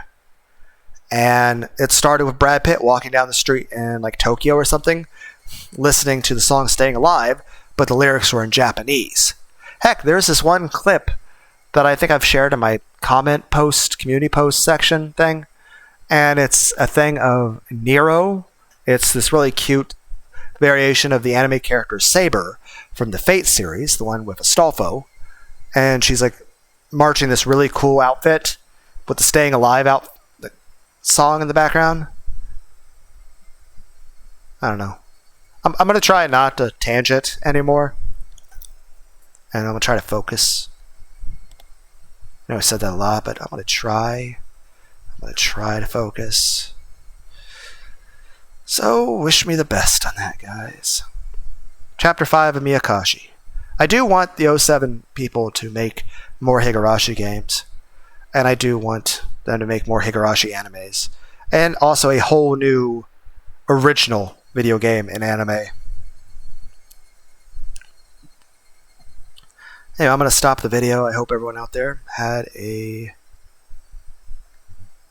good day.